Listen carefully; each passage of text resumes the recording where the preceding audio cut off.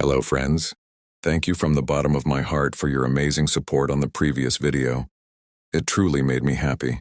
Today we have a new video, and before we start, don't forget to leave a comment and like the video. It really helps me a lot.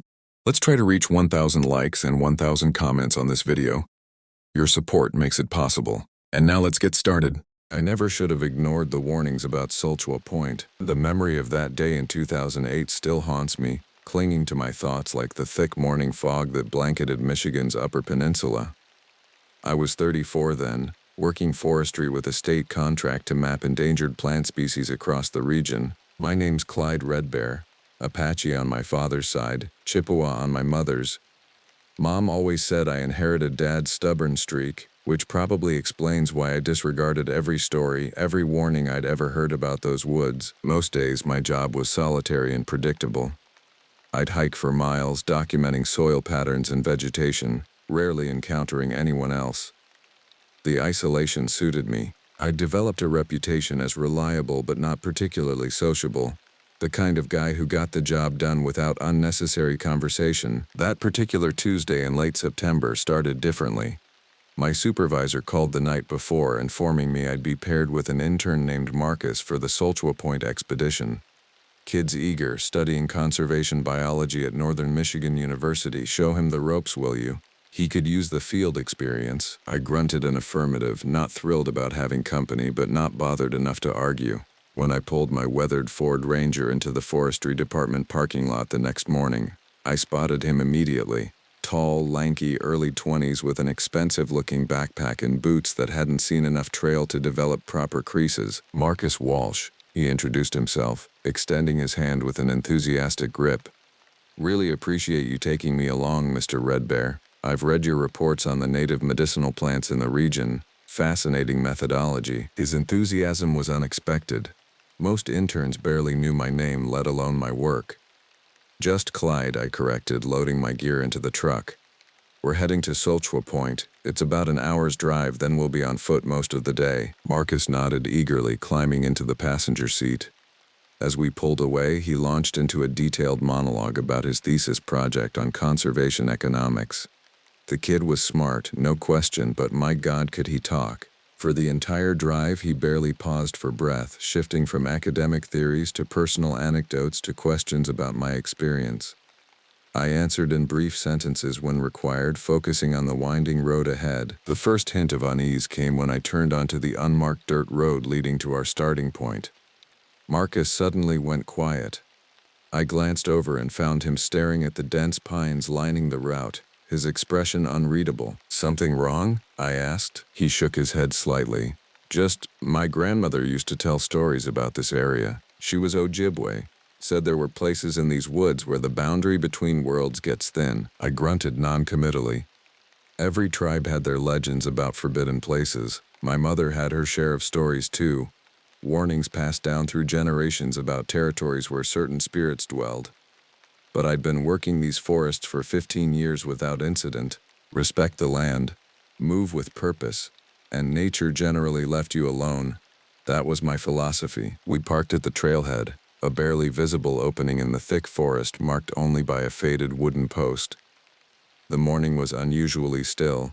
No breeze disturbed the treetops, no birds called from the branches, just the heavy silence of ancient woods. We'll follow this trail about 3 miles in, I explained, shouldering my pack.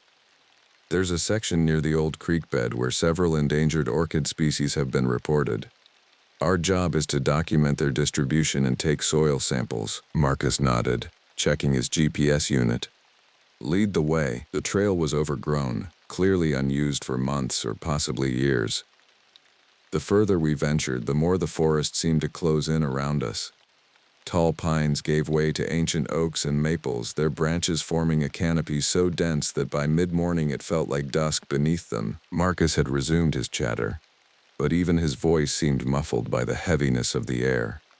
He was cataloging plants we passed, reciting Latin names and ecological significance with impressive accuracy. Under different circumstances, I might have appreciated his knowledge. By noon, we'd covered about 2 miles, stopping occasionally to document plant specimens.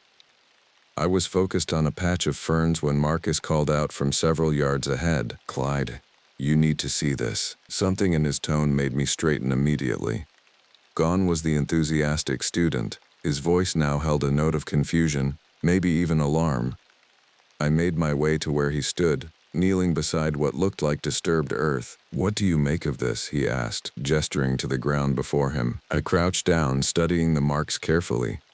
Something had gouged deep furrows into the soil. 4 parallel lines about 8 inches apart, too methodical for random animal activity. They weren't bear tracks, too narrow for that. Not wolf, not moose, not anything I recognized from 15 years in these woods. "Could be," I started, then stopped myself. In truth, I had no explanation. Marcus snapped a few photos with his digital camera. "It's weird, right?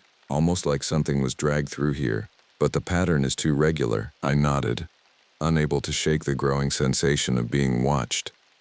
The forest remained eerily silent around us, as if holding its breath.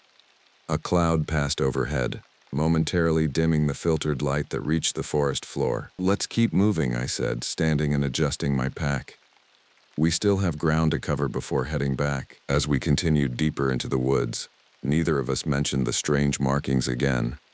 But I noticed Marcus had stopped talking, his earlier enthusiasm replaced by watchful silence.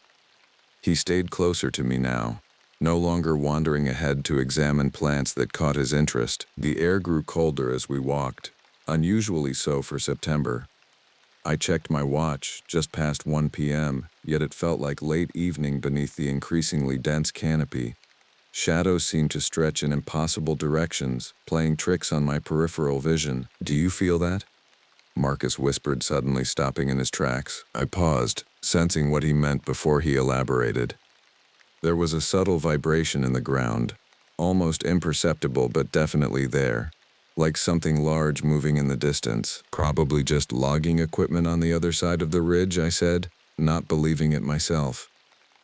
The nearest active logging site was miles away. Marcus looked unconvinced but nodded. "Yeah, probably." We pressed on, the trail narrowing until it was barely discernible from the surrounding undergrowth. The trees grew more twisted here, their bark darker, with strange patterns that reminded me of the warnings my mother used to whisper about marked places, boundaries where the old spirits claimed dominion. For the first time in my career, I considered turning back. Something about these woods felt wrong, fundamentally wrong in a way I couldn't articulate. But professional pride kept me moving forward. We had a job to do, data to collect. Besides, what would I tell my supervisor? That the forest gave me the creeps? So we continued deeper into Solchwa Point, unaware that with each step we were crossing into territory where no amount of scientific training or rational thinking would save us from what waited ahead. By early afternoon, the forest had transformed around us. What started as typical Upper Peninsula woodland had subtly shifted into something older, primeval. The trees stood further apart here, their trunks massive and gnarled, covered in lichen patterns I'd never seen in all my years of fieldwork. The air felt dense, almost resistant to our movement, like walking through invisible cobwebs. Marcus had fallen completely silent, his earlier enthusiasm thoroughly dampened. I caught him glancing over his shoulder repeatedly, his hand tightening around the strap of his backpack. "You hearing something?" I asked, pausing to listen. He shook his head, then hesitated. "Not hearing, feeling, like something's off." I knew what he meant. The forest had gone beyond quiet. It felt abandoned, as if every living creature had fled hours ago, leaving just the two of us trespassing in an empty sanctuary. Even the insects had gone silent, no buzz of mosquitoes or flies despite the damp conditions. We continued walking, our footsteps the only sound in the oppressive stillness. The GPS unit occasionally lost signal, forcing us to rely on my compass and map. According to my calculations, we were approaching the creek bed where the rare orchids had been reported, but the landscape didn't match my expectations. "This can't be right," I muttered, checking the map again. "The creek should be just ahead, but the topography is all wrong." Marcus pointed to a depression about 50 yards ahead. "Maybe it's dried up. It's been a dry summer." I frowned. The creek was spring-fed, documented consistently for decades. It shouldn't have changed course or dried up completely. But as we approached the depression, I realized it wasn't a creek bed at all. It was a long, winding trench, about 4 feet deep and 3 feet wide, with smooth sides that looked almost polished. "What could have made this?" Marcus asked, kneeling at the edge. I shook my head, studying the formation. Nothing natural. The walls of the trench were too uniform, too precisely carved into the forest floor. Maybe old mining activity. Even as I suggested it, I knew it was wrong. The Upper Peninsula had its share of abandoned mines, but nothing was documented in this specific area. Besides, this didn't resemble any mining operation I'd ever seen. Marcus reached down, running his fingers along the inner wall of the trench. "It's warm," he said, surprise evident in his voice. "The soil is warm to the touch." I crouched beside him, confirming his observation. Despite the cool autumn air, the walls of the trench radiated heat like they'd been baking in summer sun. But here, beneath the dense canopy where direct sunlight barely penetrated, such warmth was impossible. "Let's take some samples," I suggested, pulling collection vials from my pack. If nothing else, the soil composition might provide some answers later. As Marcus helped collect samples, I noticed more unusual features in our surroundings. The vegetation near the trench showed signs of stress. Leaves curled and browned at the edges despite recent rainfall in the region. The ground felt unusually soft underfoot, almost spongy, as if something had altered its composition. "Look at this," Marcus called, pointing to a patch of soil about 10 feet from the trench. I moved closer, immediately recognizing what had caught his attention. More of those strange gouges, but fresher this time, the soil still crumbling at the edges. And beside them, a distinct footprint, if you could call it that. It resembled no animal track I'd ever encountered. Roughly triangular, with what appeared to be 3 pointed digits extending forward and one backward, each leaving a deep impression in the soft earth. "Some kind of bird?" Marcus suggested weakly. I shook my head. The print was massive, at least 15 inches long. No bird makes tracks like this, and look at the depth. Whatever left this was heavy. I took photographs and measurements, trying to maintain a scientific detachment even as my instincts screamed that we were facing something outside my expertise. Native stories from my childhood flooded back. Tales of forest guardians and territorial spirits that took physical form when their domains were violated. "We should mark this location and report it," I said, fighting to keep my voice neutral.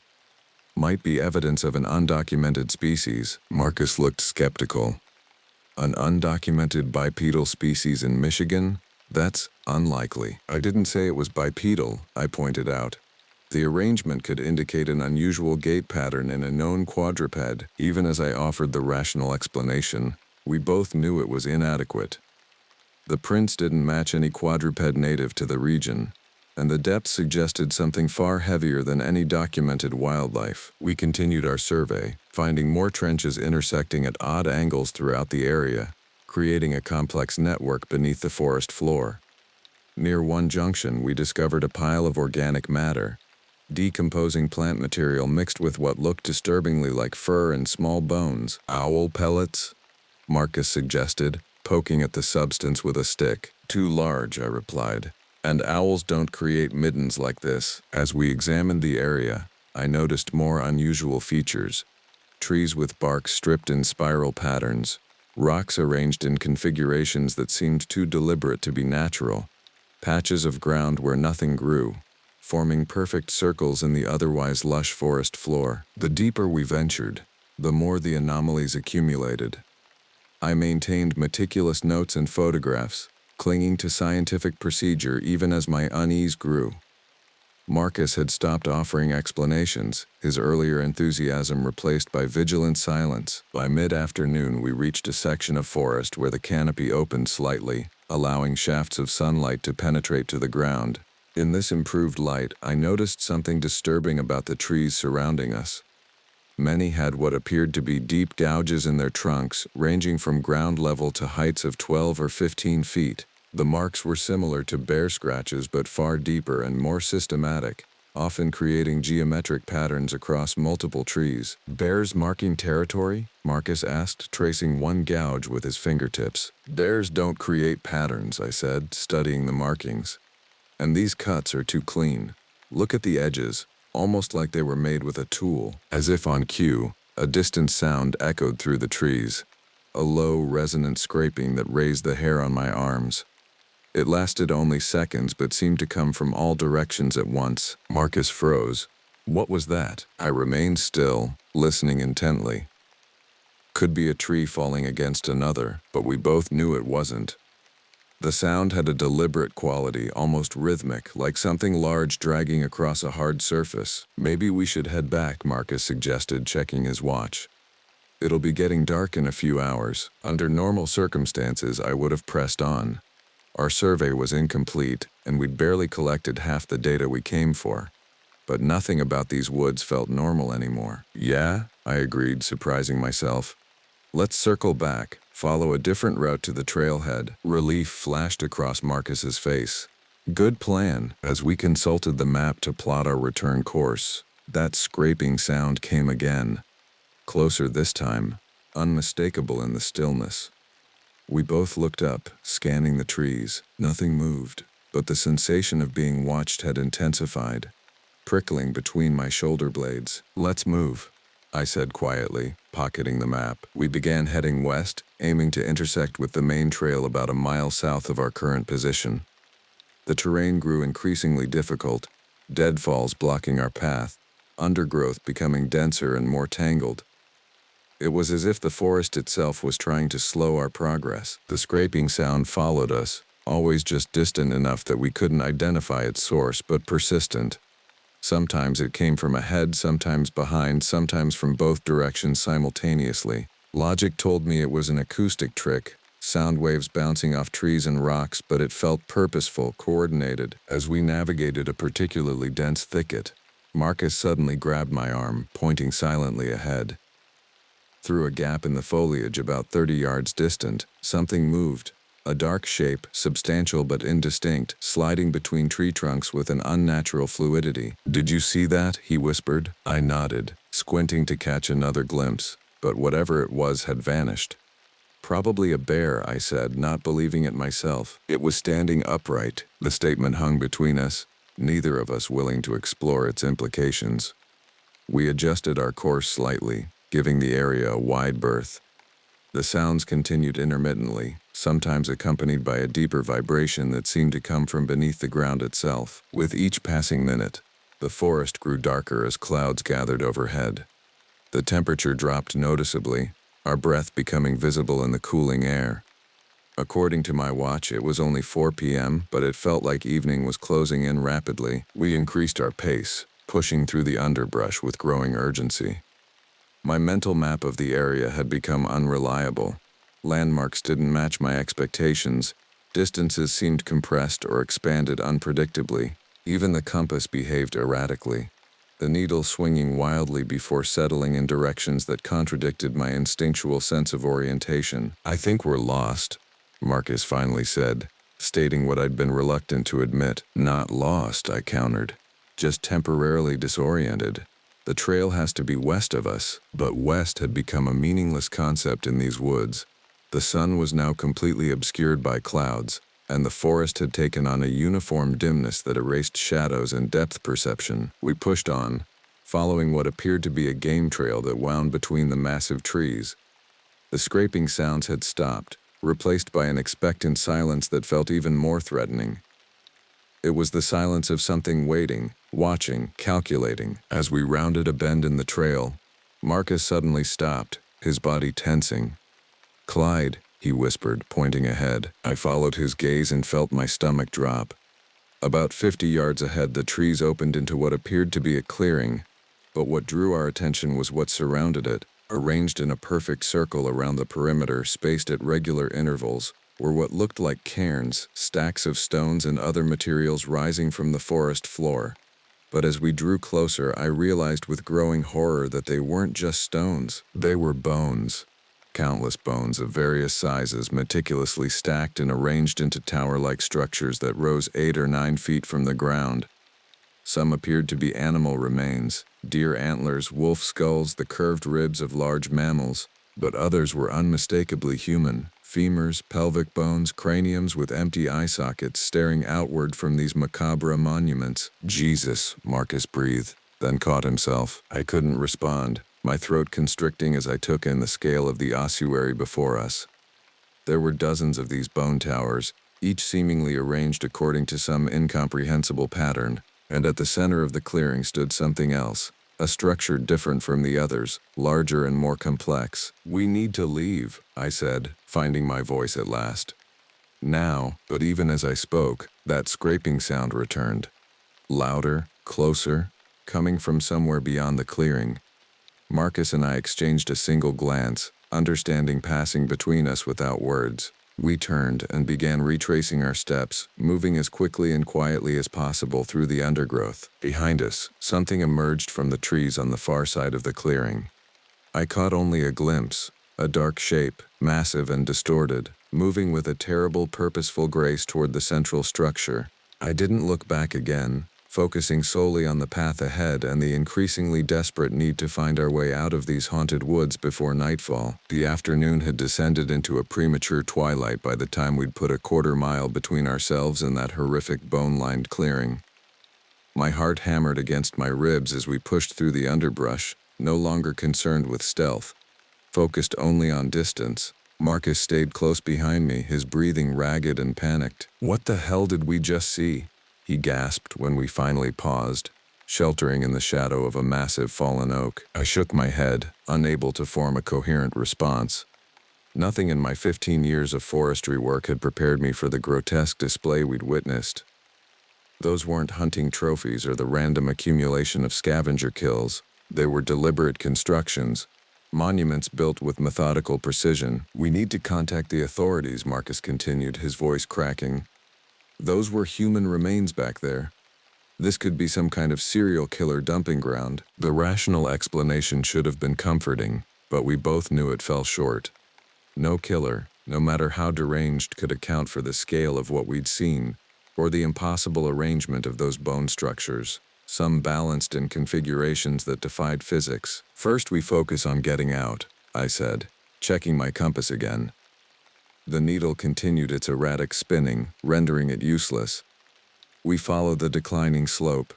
Water flows downhill, and the creek feeds into the main river. "If we find water, we find our way out," Marcus nodded, clinging to this practical plan. We set off again, moving as quickly as the dense undergrowth allowed. The forest had changed again, the massive ancient trees giving way to younger, closely packed pines that clawed at our clothing and scratched our exposed skin. The ground beneath our feet had become increasingly soft and damp, suggesting we were indeed moving toward lower elevation. That's when we heard it again. That wet, dragging sound, now accompanied by a deep rhythmic vibration that seemed to emanate from the earth itself. It came from behind us, moving parallel to our course but staying just out of sight among the trees. "It's following us," Marcus whispered, his face pale in the fading light. "Keep moving," I urged, fighting to keep my voice steady. "Don't look back." We increased our pace, nearly jogging now despite the treacherous footing.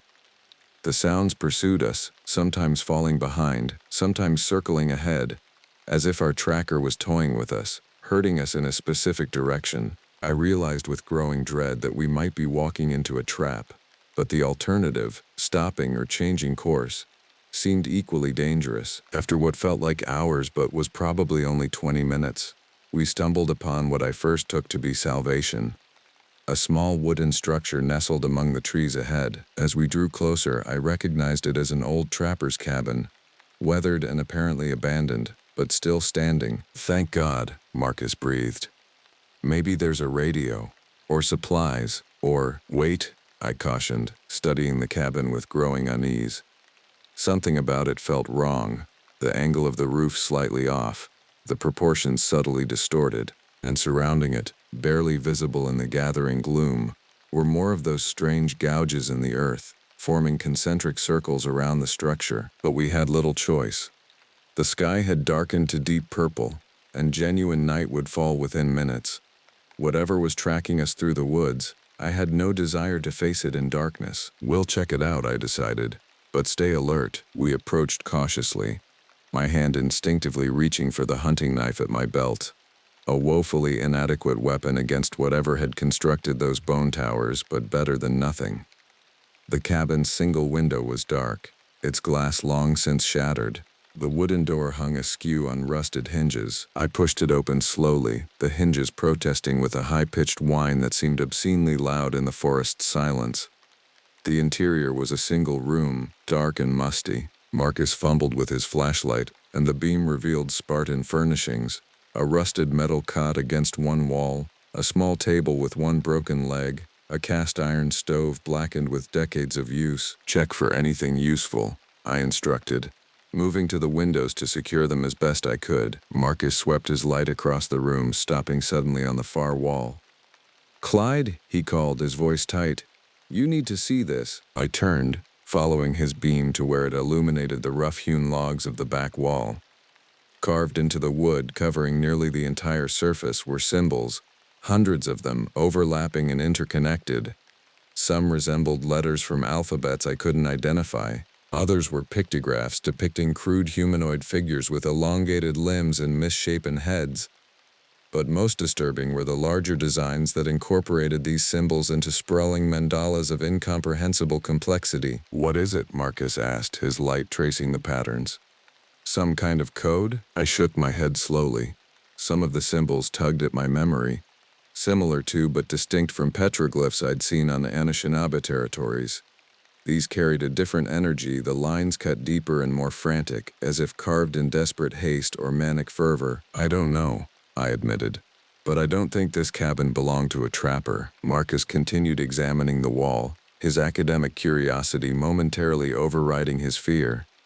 "The pattern seemed to radiate from this central figure," he noted, pointing to a large symbol that resembled an inverted tree with writhing roots extending upward instead of branches. "Almost like a map or a—" He never finished the sentence. Outside, perhaps 20 yards from the cabin, something heavy moved through the underbrush, branches snapping, earth compressing under substantial weight. We both froze, listening as the sound circled the clearing, methodical and unhurried. "Kill the light," I whispered. Marcus switched off his flashlight, plunging us into near-total darkness. Only the faintest gray illumination filtered through the broken window, barely enough to make out each other's silhouettes. We stood motionless, hardly daring to breathe, as the sounds outside grew closer, then stopped directly in front of the cabin door. The silence that followed was worse than any noise, pregnant with malevolent anticipation. I could feel Marcus trembling beside me, hear the shallow, rapid pattern of his breathing. My own heart pounded so violently I was certain it must be audible outside. Then came a new sound, a low, wet clicking that might have been laughter if filtered through a throat never meant for human speech. It rose and fell in a deliberate rhythm, almost musical in its obscene cadence. Something scraped against the outer wall, testing the structure's integrity. "The door," I mouthed silently to Marcus, gesturing toward the entrance. It had no lock, no bar, nothing to prevent whatever lurked outside from entering. Understanding immediately, Marcus moved with me toward the door. We pressed our shoulders against it, bracing our feet against the uneven floorboards. The wood felt thin and insubstantial beneath my palms, hardly a barrier at all. Outside, the clicking stopped. For several heartbeats, there was only silence, heavy with expectation. Then the door bulged inward with terrific force, nearly throwing us off our feet. We pushed back, straining against the pressure. Wood splintered along the frame as another impact threatened to tear the door from its hinges. "The table," I hissed. "Wedge it against the door." Marcus scrambled for the broken table, dragging it across the floor. Together we tilted it against the door, bracing its legs against the opposite wall to create a makeshift barricade. It wouldn't hold against determined assault, but it might buy us precious minutes. No sooner had we secured the table than something struck the cabin's side wall with such force that the entire structure shuddered. Dust and debris rained from the ceiling as the assault continued, moving methodically around the perimeter, testing for weaknesses. "There must be another way out," Marcus whispered desperately, scanning the cabin's interior. I spotted a small trapdoor in the ceiling, likely access to a storage loft. "There," I pointed. "Give me a boost." Marcus made a stirrup with his hands, lifting me toward the ceiling. I pushed against the trapdoor, relieved when it gave way with minimal resistance. Pulling myself up, I found a small storage space beneath the peaked roof, empty save for a few moldering burlap sacks. Most importantly, Part of the roof had collapsed, creating an opening large enough to squeeze through. "Come on," I called down softly, extending my arm to pull Marcus up. He had just grasped my hand when the cabin's back wall exploded inward, showering the room with splintered wood and debris. In the chaos, I caught a glimpse of something massive filling the newly created breach. A shape of impossible proportions, its outline seeming to warp and shift even as I stared at it. 2 points of cold luminescence glowed where eyes should be, fixing on us with predatory intensity. Marcus screamed, a sound of pure animal terror that cut through the night. His grip on my hand tightened convulsively as I strained to pull him up, but something had seized his legs, dragging him backward with inexorable strength. I braced myself against the trapdoor frame, pulling with all my might, feeling the tendons in my shoulder threaten to tear from the effort. For one horrible moment, we were suspended in equilibrium. Marcus stretched between my desperate grip and the unseen force below. Then his hand slipped from mine, slick with sweat and terror, and he fell back into the darkness of the cabin. His scream transformed into something worse. A bubbling, liquid sound abruptly cut short. Instinct took over. I scrambled through the roof opening, heedless of the jagged edges that tore at my clothing and skin, emerging onto the sloped roof and sliding down to drop into the clearing beyond. The night air hit my lungs like eye water, shocking me into motion. I ran blindly into the forest, pursued by sounds no human throat could produce, a symphony of clicks, hisses, and that terrible wet laughter echoing through the trees. I ran until my legs burned and my lungs felt like they would burst, stumbling through underbrush and crashing into low-hanging branches that lashed my face and tore at my eyes. Behind me, always behind me, came that dragging sound, patient, relentless, drawing incrementally closer with each passing minute. Eventually, I collapsed at the base of a massive pine, physically incapable of moving further. Blood trickled from dozens of scratches across my face and hands. My ankle throbbed where I'd twisted it in a hidden root hole. Leaning against the rough bark, I strained to hear any sounds of pursuit, but the forest had gone silent again, that expectant, watching silence that had preceded each encounter. As my breathing gradually steadied, rational thought began to reassert itself. Marcus was gone, that much was certain. The realization brought a wave of nausea and self-loathing. I had let go. I had fled. Whatever happened to him in that cabin, I had abandoned him to face it alone. But beneath the guilt lay a more pragmatic concern. I was hopelessly lost in these woods, without light, without reliable navigation, and with something hunting me that defied all natural explanation. My only hope lay in finding my way back to the trail before dawn, before exhaustion rendered me incapable of movement. With shaking hands, I checked my pockets, taking inventory of my meager resources. The compass was useless, but I still had my knife, a lighter, and half a protein bar. No flashlight, no map, no water. It would have to be enough. Rising painfully to my feet, I oriented myself as best I could without stars or landmarks, choosing a direction that I hoped would lead toward lower elevation.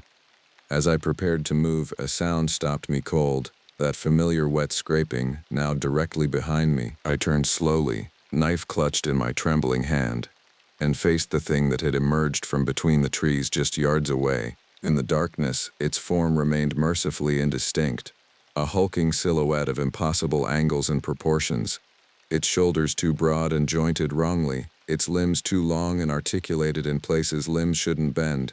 But its eyes, those I could see clearly, 2 points of phosphorescent light that contained an intelligence as ancient and cold as the void between stars. It regarded me with those terrible eyes, head tilting at an angle that suggested curiosity rather than imminent attack. Then it made that clicking sound again, a complex pattern that almost seemed like language. One elongated limb extended toward me, ending in what might have been fingers or claws or something for which human language has no adequate term. I raised my knife, a futile gesture against this creature, but defiance was all I had left. It paused, those luminous eyes narrowing slightly. Then, with a motion too swift to follow, it lunged forward, and the night dissolved into pain and darkness and the sound of my own screaming. I don't know how long I ran. Time lost meaning in those dark woods, minutes stretching into what felt like hours as I crashed through underbrush and leaped over fallen logs. My lungs burned, each breath tearing through my chest like fire. My legs moved mechanically, driven by pure animal terror rather than conscious will. The thing, I still struggle to call it a creature, as that word implies something natural, something that belongs in our world, pursued me with relentless patience. Sometimes I could hear it directly behind me, branches snapping under its weight. Other times the sounds came from my left or right, as if it were hurting me in a specific direction. Most terrifying were the moments of complete silence when I knew it was still there, watching, calculating, toying with me. I had seen it clearly only once, in that moment outside the cabin, and my mind rebelled against forming a coherent image from those fragments of perception. Its proportions followed no natural blueprint. Too many joints, limbs that bent at impossible angles, a hide that seemed to shift between solid and liquid states. Even now, years later, I can only describe impressions. The suggestion of a massive, hunched form, limbs too long and articulated wrongly, a head, if it could be called that seemed to change shape as it moved. What remains most vivid are those eyes. Cold points of luminescence that held an intelligence so alien and ancient that meeting their gaze felt like staring into an abyss of evolutionary divergence. A branch of life that developed in parallel to our own but followed radically different principles. As I fled through the darkened forest, my mind cycled through explanations, each less plausible than the last. A bear deformed by radiation or chemical exposure. An undocumented predator, somehow overlooked by science despite its size and distinctive characteristics. A hallucination induced by toxic spores from some rare fungus we'd disturbed. None of these rationalities held up against what I'd witnessed. The methodical arrangement of those bone structures, the symbols carved into the cabin walls, the obvious intelligence behind its pursuit. This was no mindless predator operating on instinct.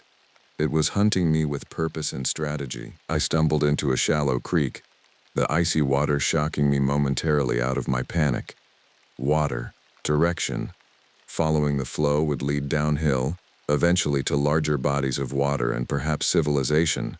It was the most basic rule of wilderness survival, one I clung to now like a lifeline. Splashing downstream, I used the water to mask my scent and sound, moving as quickly as the slippery rocks allowed. For a brief period, the pursuit sounds faded, giving me hope that I'd gained some advantage. Then I heard it again, that wet dragging sound, now moving parallel to the creek, keeping pace effortlessly despite the rough terrain. The creek broadened, deepening in places to small pools where the water reflected the faint starlight that penetrated the canopy. In one such pool, I caught a glimpse of movement beneath the surface, something large displacing water as it passed just inches below where I stood. I froze, watching in horror as the disturbance circled my legs before continuing downstream, faster than any fish or normal aquatic creature could move. It was in the water. It was in the goddamn water. I scrambled up the bank, abandoning the creek strategy and plunging back into the forest. My direction was now completely arbitrary, just away from that thing that seemed capable of navigating any environment with equal facility. As I pushed through a particularly dense thicket, my foot caught on an exposed root, sending me sprawling face first into the leaf litter. Pain shot through my ankle, accompanied by the distinct pop of overstressed tendons. I bit back a scream, knowing it would only hasten the inevitable, and tried to stand. My ankle buckled immediately, unable to bear weight. I was done. No more running, no more escape. The realization brought a strange calm, the fatalistic acceptance of prey that knows the chase is over. I dragged myself to the base of a massive oak, propping my back against its trunk and drawing my hunting knife. A pathetic defense, but I wouldn't meet my end cowering. The forest had gone silent again, that watching silence that preceded each appearance of the creature. I strained my eyes against the darkness, trying to pinpoint where it would emerge. Nothing moved among the trees. No branches swayed, no undergrowth rustled, yet I could feel its presence, a heaviness in the air like the pressure before a violent storm. "What do you want?" I called out, surprising myself with the steadiness of my voice. "What the hell are you?" No response came, but the silence itself seemed to deepen, as if the very air were holding its breath. Then, gradually, I became aware of a vibration, not a sound exactly, but a physical sensation passing through the ground into my body. It increased in intensity until the leaf litter around me danced with its force, small stones bouncing on the forest floor. From the darkness directly ahead, something moved toward me, a shape blacker than the surrounding night, dimensions shifting as it approached. It stopped about 15 feet away, just at the edge of visibility, its form seeming to blur and refocus constantly, as if my eyes couldn't properly process what they were seeing. Those luminous eyes fixed on me with terrible intelligence. The thing made that clicking sound again, a complex pattern that rose and fell in distinct phrases. Then it extended one elongated limb, pointing first at me, then at the ground beside it, in what seemed unmistakably like a command. I tightened my grip on the knife, preparing for its rush.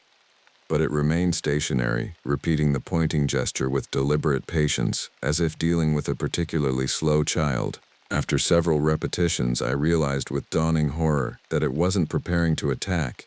It was communicating.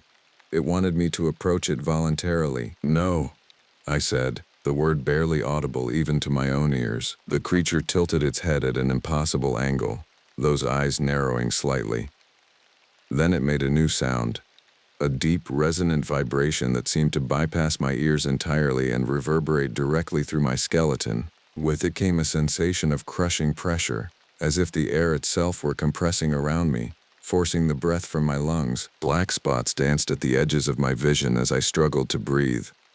The knife fell from nerveless fingers as I clawed at my throat, fighting against the invisible force constricting it. Just as consciousness began to fade, the pressure released suddenly, leaving me gasping and retching on the forest floor. A warning then. A demonstration of power. The creature remained motionless, watching my recovery with what might have been scientific curiosity. When I had regained some semblance of composure, it repeated the pointing gesture, more emphatically this time. The message was clear: follow willingly or be compelled by force. With no viable alternatives, I struggled to my feet, wincing as my injured ankle protested the movement. Using a broken branch as a makeshift crutch, I limped forward, stopping several yards from the creature. Even at this distance, its wrongness was overwhelming. The way its outline seemed to shimmer and distort, as if its physical form were merely an approximation of something my mind couldn't properly comprehend. It turned and began moving into the forest, pausing to ensure I followed. Each step was agony, my ankle throbbing in time with my racing heart. But the memory of that crushing force kept me moving. We proceeded through the darkness, the creature occasionally adjusting its pace to accommodate my labored progress. Our destination became apparent as we approached a familiar location, the clearing ringed with bone structures that Marcus and I had discovered earlier. But now, in the deeper darkness, the clearing had transformed. Those bone cairns seemed to glow with a faint phosphorescence, casting the entire area in sickly blue-green light. At the center, where earlier I'd glimpsed some larger structure, now stood something that defied rational description. It resembled a doorway or arch, constructed from interlocking bones of various sizes, rising perhaps 12 feet from the forest floor. Within the arch was not the expected view of the forest beyond, but a darkness deeper than the surrounding night, a void that seemed to bend the very light around it, creating an optical distortion that made my eyes water and my head throb when I tried to focus on it. The creature guided me to the edge of the clearing, then stopped, making that complex clicking sound again. Other sounds answered from the darkness, similar patterns coming from multiple directions. As my eyes adjusted to the eerie illumination, I realized with mounting dread that we were not alone. Shapes moved among the trees surrounding the clearing. 5 additional creatures of similar proportion to my captor, emerging from hiding places that should have been too small to conceal their bulk. They converged on the clearing, moving with that same fluid grace that suggested joints and musculature arranged according to principles entirely foreign to earthly biology. As they entered the phosphorescent light, I caught glimpses of their forms, each similar in general shape but with distinct variations, like different breeds of the same impossible species. Some moved on what appeared to be multiple limbs, others propelled themselves with undulating lower bodies. All shared those luminous eyes filled with cold intelligence. They formed a loose circle around me, exchanging those clicking communications and patterns that suggested language. One approached, extending a limb toward my face. I flinched back, but it moved with blinding speed, seizing my jaw with appendages that felt like wet leather stretched over steel. It turned my head from side to side, examining me with clinical detachment. Another approached, this one smaller but moving with greater agility. It circled me, prodding at my clothing and equipment with evident curiosity. When it reached toward my chest pocket, where I kept my Forestry Service ID, I instinctively moved to protect it. The creature reacted instantly, producing that same resonant vibration that had earlier constricted my breathing. This time, the pressure localized in my outstretched arm, forcing it down to my side with irresistible strength. Message received. I remained motionless as it extracted the ID, turning the laminated card in its elongated digits, studying the photo and text with apparent interest. After a moment, it made a sharp clicking sound and passed the ID to another creature, which examined it similarly before discarding it carelessly on the forest floor. Throughout this inspection, I fought to maintain some semblance of scientific observation, clinging to professional detachment as a shield against paralyzing terror. These were intelligent beings capable of complex communication and coordinated action. They displayed curiosity, methodical behavior, and clear social organization. Whatever they were, whether undiscovered terrestrial species or something far stranger, they were not mindless predators. This realization offered cold comfort as they completed their examination and began herding me toward that impossible arch at the clearing's center. As we approached, the darkness within it seemed to deepen, shifting and swirling like a liquid void. The air grew colder, carrying a smell I can only describe as the absence of smell. A negative space where normal sensory input should exist. My captor pushed me forward until I stood directly before the arch, close enough to feel a subtle pull from the darkness within, as if it generated its own gravity. The clicking communications intensified, taking on a rhythmic quality that reminded me disturbingly of chanting. The bone structures surrounding the clearing began to pulse in time with this rhythm, their phosphorescence brightening and dimming in coordinated waves. I knew with sudden, absolute certainty that they intended me to enter that arch, that terrible doorway to wherever these creatures originated.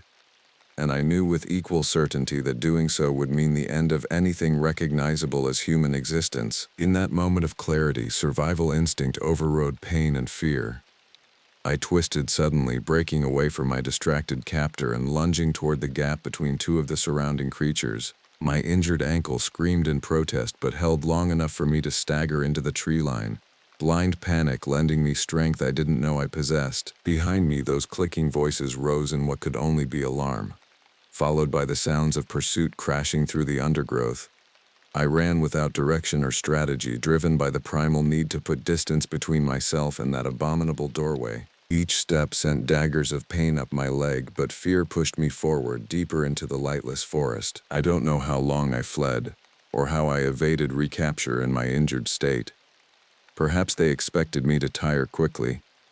Perhaps something about the forest itself helped conceal my trail. Or perhaps, in their alien psychology, my desperate flight constituted some form of test or trial, amusing to observe rather than immediately thwart. Whatever the reason, I eventually found myself alone in the darkness, leaning against a tree trunk, my body trembling with exhaustion and fading adrenaline. The pursuit sounds had receded, replaced by the normal nocturnal chorus of insects and wind through branches. I had escaped, temporarily at least. With my ankle now swollen to twice its normal size, continuing to run was impossible. My only option was to find shelter and hope to survive until daylight, when perhaps the creature's activities would be limited.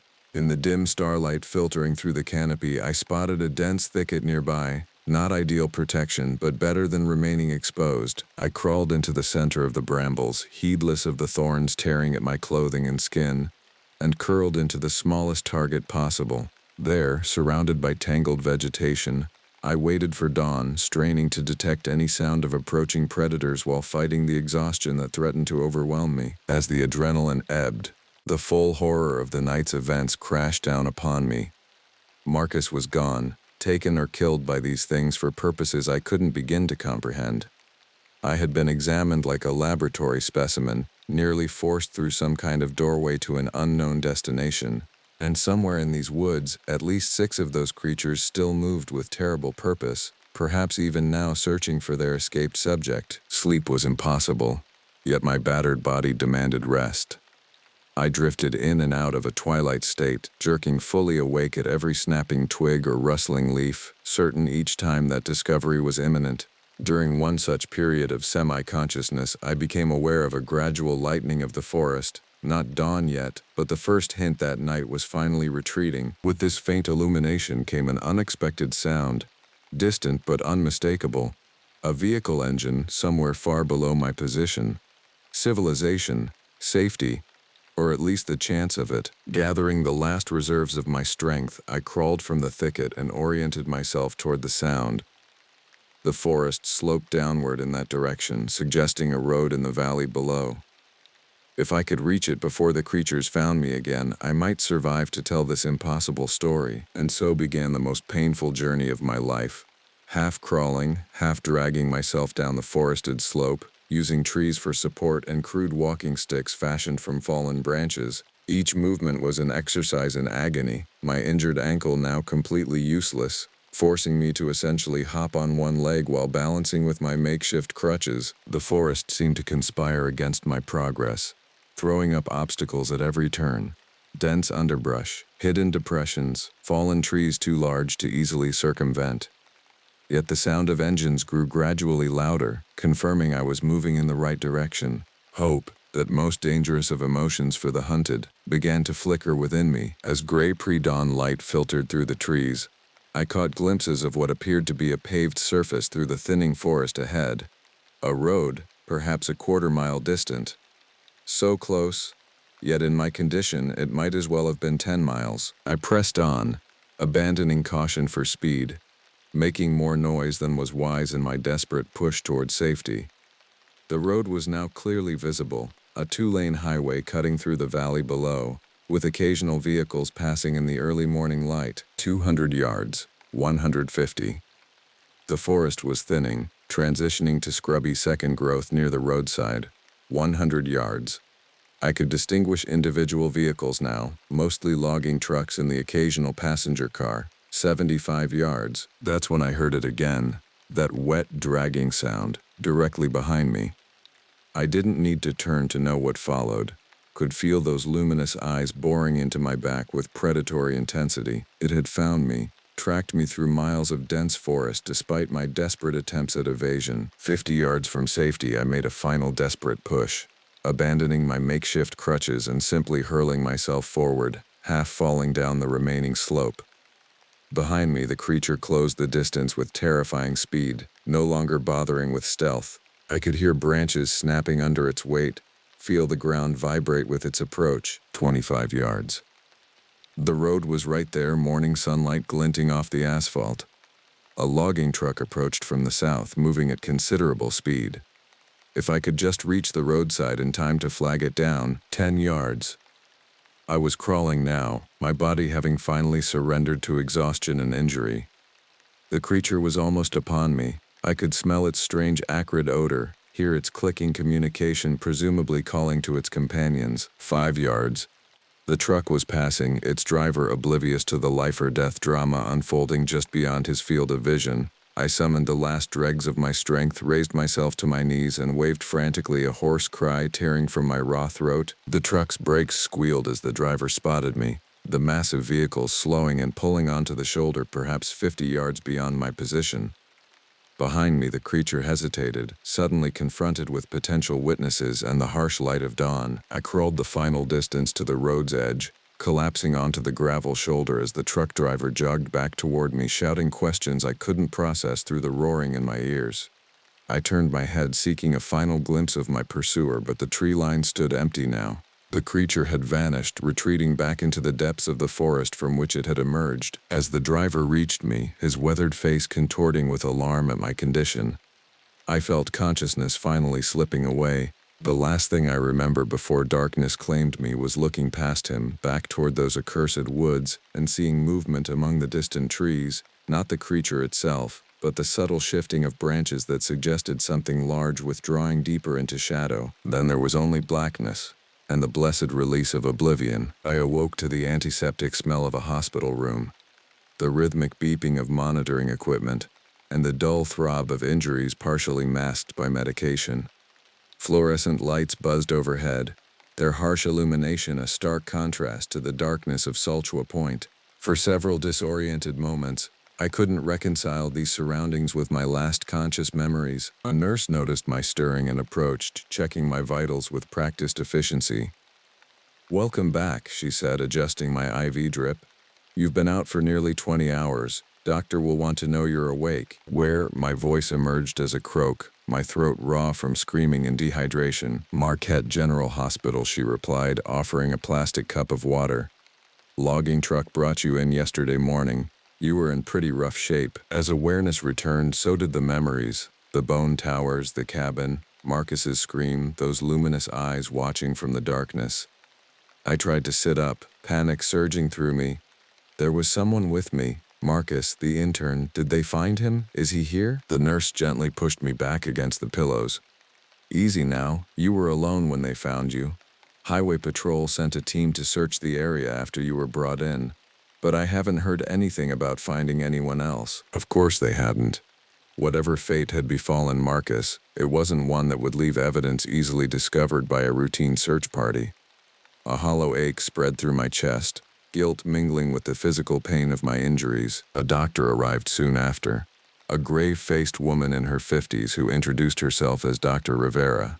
She examined me thoroughly, cataloging my injuries with clinical detachment. Severe sprain to the right ankle with partial tendon tear, multiple lacerations and contusions, mild hypothermia, dehydration, exhaustion. "You're lucky to be alive, Mr. Redbear," she concluded, making notes on her tablet. "Can you tell me what happened out there?" The question hung in the air between us. What could I possibly say? That ancient inhuman creatures stalked Michigan's forests, building monuments from bones and opening doorways to somewhere else? That they had taken or killed my intern and nearly done the same to me? The truth would sound like the ravings of a man in shock or suffering hallucinations. "Got separated from my partner during a forestry survey," I said finally. "Fell and injured my ankle. Got disoriented trying to find my way out." Dr. Rivera studied me over her glasses, clearly recognizing the inadequacy of this explanation but professional enough not to press. "The police will want to take a statement once you're more stable. They've organized a search for your missing colleague." I nodded, knowing the search would yield nothing. "When can I leave?" "We'd like to keep you under observation for at least another day. That ankle needs proper immobilization, and we're still concerned about potential infection in some of those deeper lacerations." After she left, I lay staring at the ceiling, trying to process what had happened and what might come next. Would the creatures remain in their territory, or would they pursue me now that I'd seen them? What was that doorway in the clearing, and where did it lead? And most troublingly, why had they released me when capture had seemed certain? My thoughts were interrupted by the arrival of a police officer. A young state trooper who introduced himself as Officer Kopinski. He pulled up a chair beside my bed, notebook in hand. "Mr. Redbear, I understand you're still recovering, but we need some information to help locate your missing colleague." I provided Marcus's full name and what little I knew of his background. Graduate student at Northern Michigan University, studying conservation biology, assigned as my intern for the Salchua Point survey.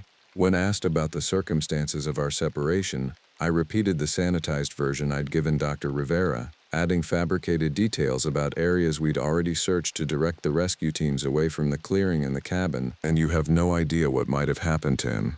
Kopinski pressed, clearly sensing omissions in my account. I shook my head. "We got separated in the dark. I called for him, but..."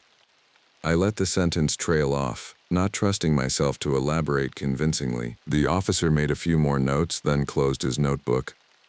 "We'll continue searching, but I should warn you, those woods are extensive, and if he's injured and unable to signal..."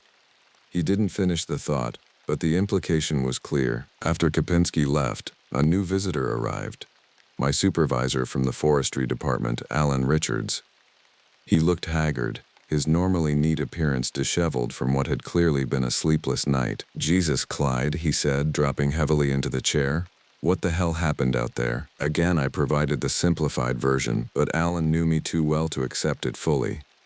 We'd worked together for nearly a decade, and he'd never known me to get disoriented in familiar territory regardless of conditions. "Look," he said, leaning forward. The university is raising hell about their missing student. There's talk of negligence, inadequate safety protocols. I need to know exactly what went down. I met his gaze steadily. I told you what happened, Alan. We got separated. I got injured. End of story. He studied me for a long moment, then sighed. The area's been placed off limits pending the investigation. No one's allowed in until they either find the kid or, well, until the search is called off. Good, I said, perhaps too emphatically. That's probably for the best. Alan's eyebrows rose slightly at my tone, but he didn't pursue it. Instead, he switched to practicalities. My medical leave, paperwork for the incident report, arrangements for my transportation home once discharged.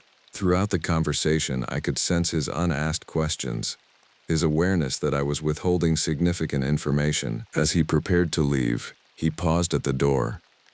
Whatever really happened out there, Clyde, was it something that might endanger the search teams? The question caught me off guard. I considered lying, then decided against it.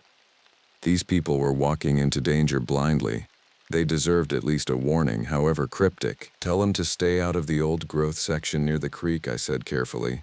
And if they find a cabin, don't enter it. Just don't. Alan nodded slowly, accepting this bizarre advice without further question, a testament to our years of mutual trust. I'll pass it along.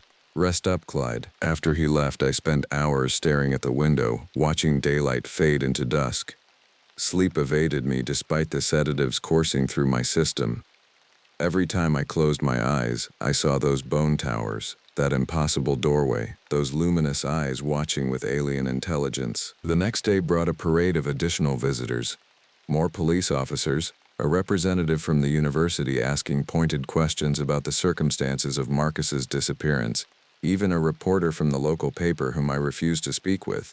By afternoon, I had retreated into monosyllabic responses, claiming exhaustion to avoid detailed questioning. Dr. Rivera, sensing my deteriorating mental state, limited further visits and arranged for a consultation with the hospital's psychiatric department. The psychiatrist, a compassionate woman named Dr. Chen, recognized the signs of acute trauma and recommended against pushing me for a complete account of events until I had time to process the experience. Whatever happened in those woods clearly left psychological wounds alongside the physical ones, she explained to the frustrated detective who had replaced Officer Kopinski. Forcing him to relive it now could cause additional trauma. I was discharged 3 days later, my ankle immobilized in a walking boot, with prescriptions for pain medication, antibiotics, and sleep aids. Alan arranged for a department vehicle to transport me back to my cabin near Munising, where I lived alone except for an aging retriever named Scout. The search for Marcus continued for another 2 weeks before being officially classified as a recovery operation rather than a rescue. They never found his body. The official report eventually concluded he had likely fallen into one of the numerous sinkholes that pockmarked the karst landscape of Solchwa Point, his remains perhaps washed into the extensive underground cave system that honeycombed the region. I didn't correct this assumption. What purpose would it serve, other than to destroy my credibility and career? Who would believe the truth? And more dangerously, who might be inspired to investigate that clearing, that cabin, those bone towers for themselves? Instead, I retreated into isolation, taking extended medical leave that gradually transformed into a desk position analyzing survey data rather than collecting it. I never returned to fieldwork, citing my injured ankle as the reason.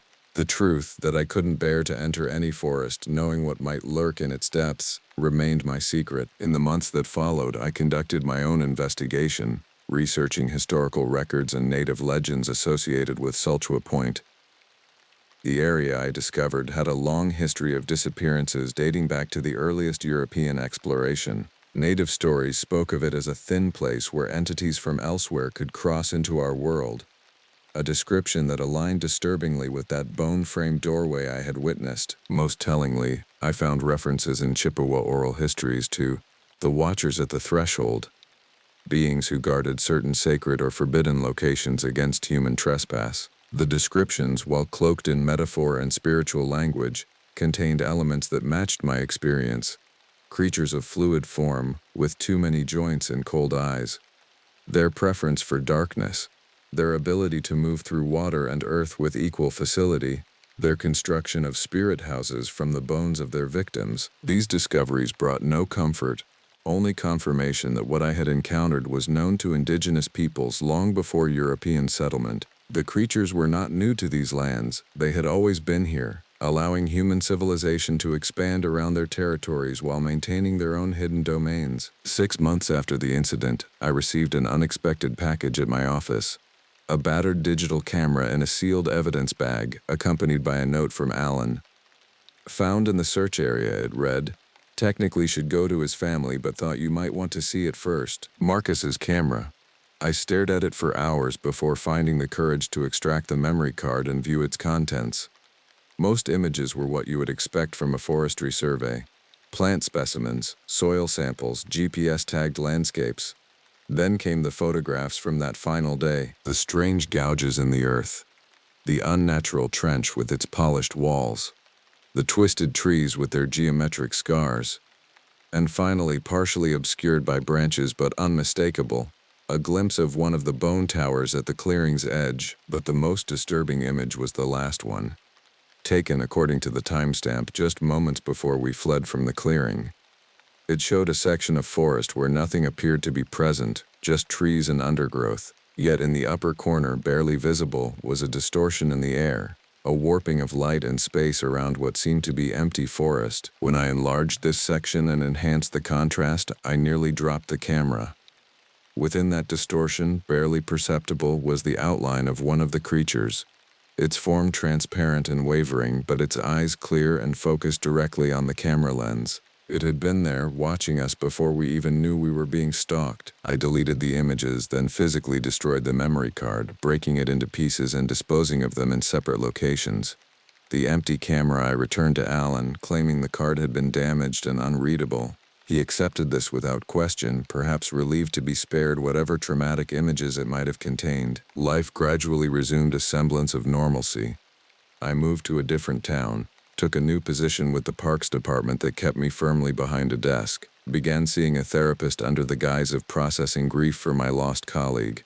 I never mentioned the true nature of what I'd witnessed in those woods, framing my trauma in terms of survivor's guilt and the stress of the ordeal. Years passed. The nightmares receded from nightly terrors to occasional disturbances.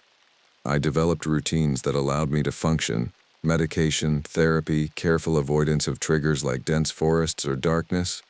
I even managed to form relationships, though none lasted. The weight of my unshared experience created a barrier too substantial to overcome. Then, last month, I received a letter. No return address, just my name and current location inscribed in unfamiliar handwriting. Inside was a single page containing a crude drawing of one of the bone towers and, beneath it, coordinates for a location in the western Upper Peninsula, far from Solchwa Point but similarly remote. Below these, a message. They're spreading. More doorways opening. Need your help. I burned the letter immediately, but its contents had already scarred themselves into my memory. Someone else had encountered these creatures, recognized what they were, and somehow connected them to me. The implications were terrifying. Not just that the entities were expanding their territory, but that knowledge of them was spreading among humans. I've spent weeks debating what to do with this information. Report it to authorities? They would dismiss it as the ravings of a traumatized mind, or, worse, investigate and send more innocent people into danger. Ignore it? How could I live with myself if others suffered what Marcus did, knowing I might have prevented it? In the end, I've chosen this middle path, recording my experience in full, finally giving honest voice to what I witnessed in those accursed woods. I don't expect to be believed.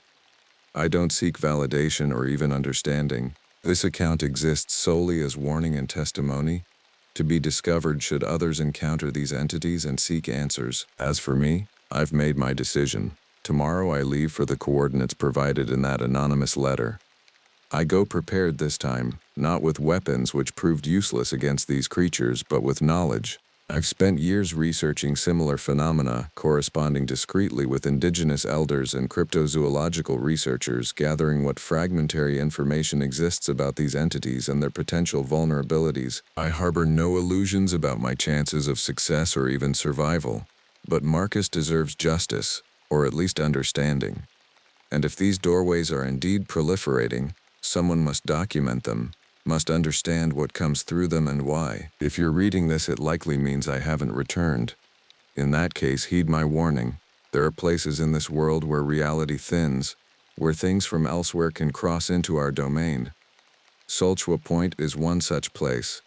There are others, their numbers potentially growing. Respect the old boundaries, the forgotten territories, the places where even animals fall silent. And if you find yourself in deep woods and sense that watching silence, if you discover strange markings or structures that defy natural explanation, do what I failed to do 17 years ago. Run. Run without looking back.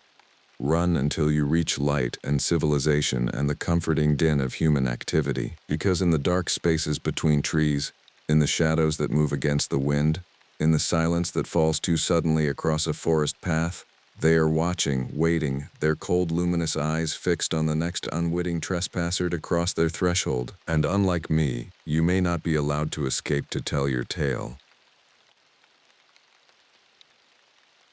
My name is Finn Spurlock, and this went down back in 2003 near the Grove Entro Wilderness, Wyoming.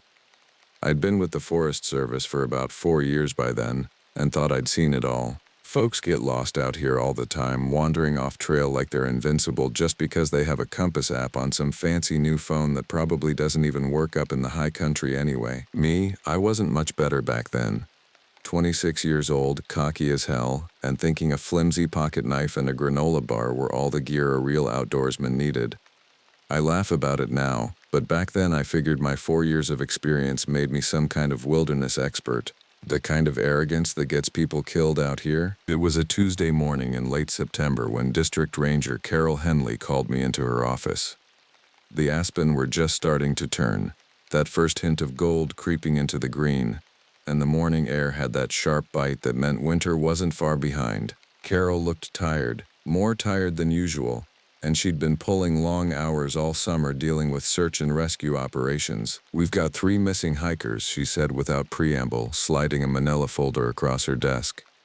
"College kids from Colorado State, started a weekend hike Friday morning, supposed to be back Sunday night. It's Tuesday and nobody's heard from them." I opened the folder and looked at the photos paper clipped to the inside cover.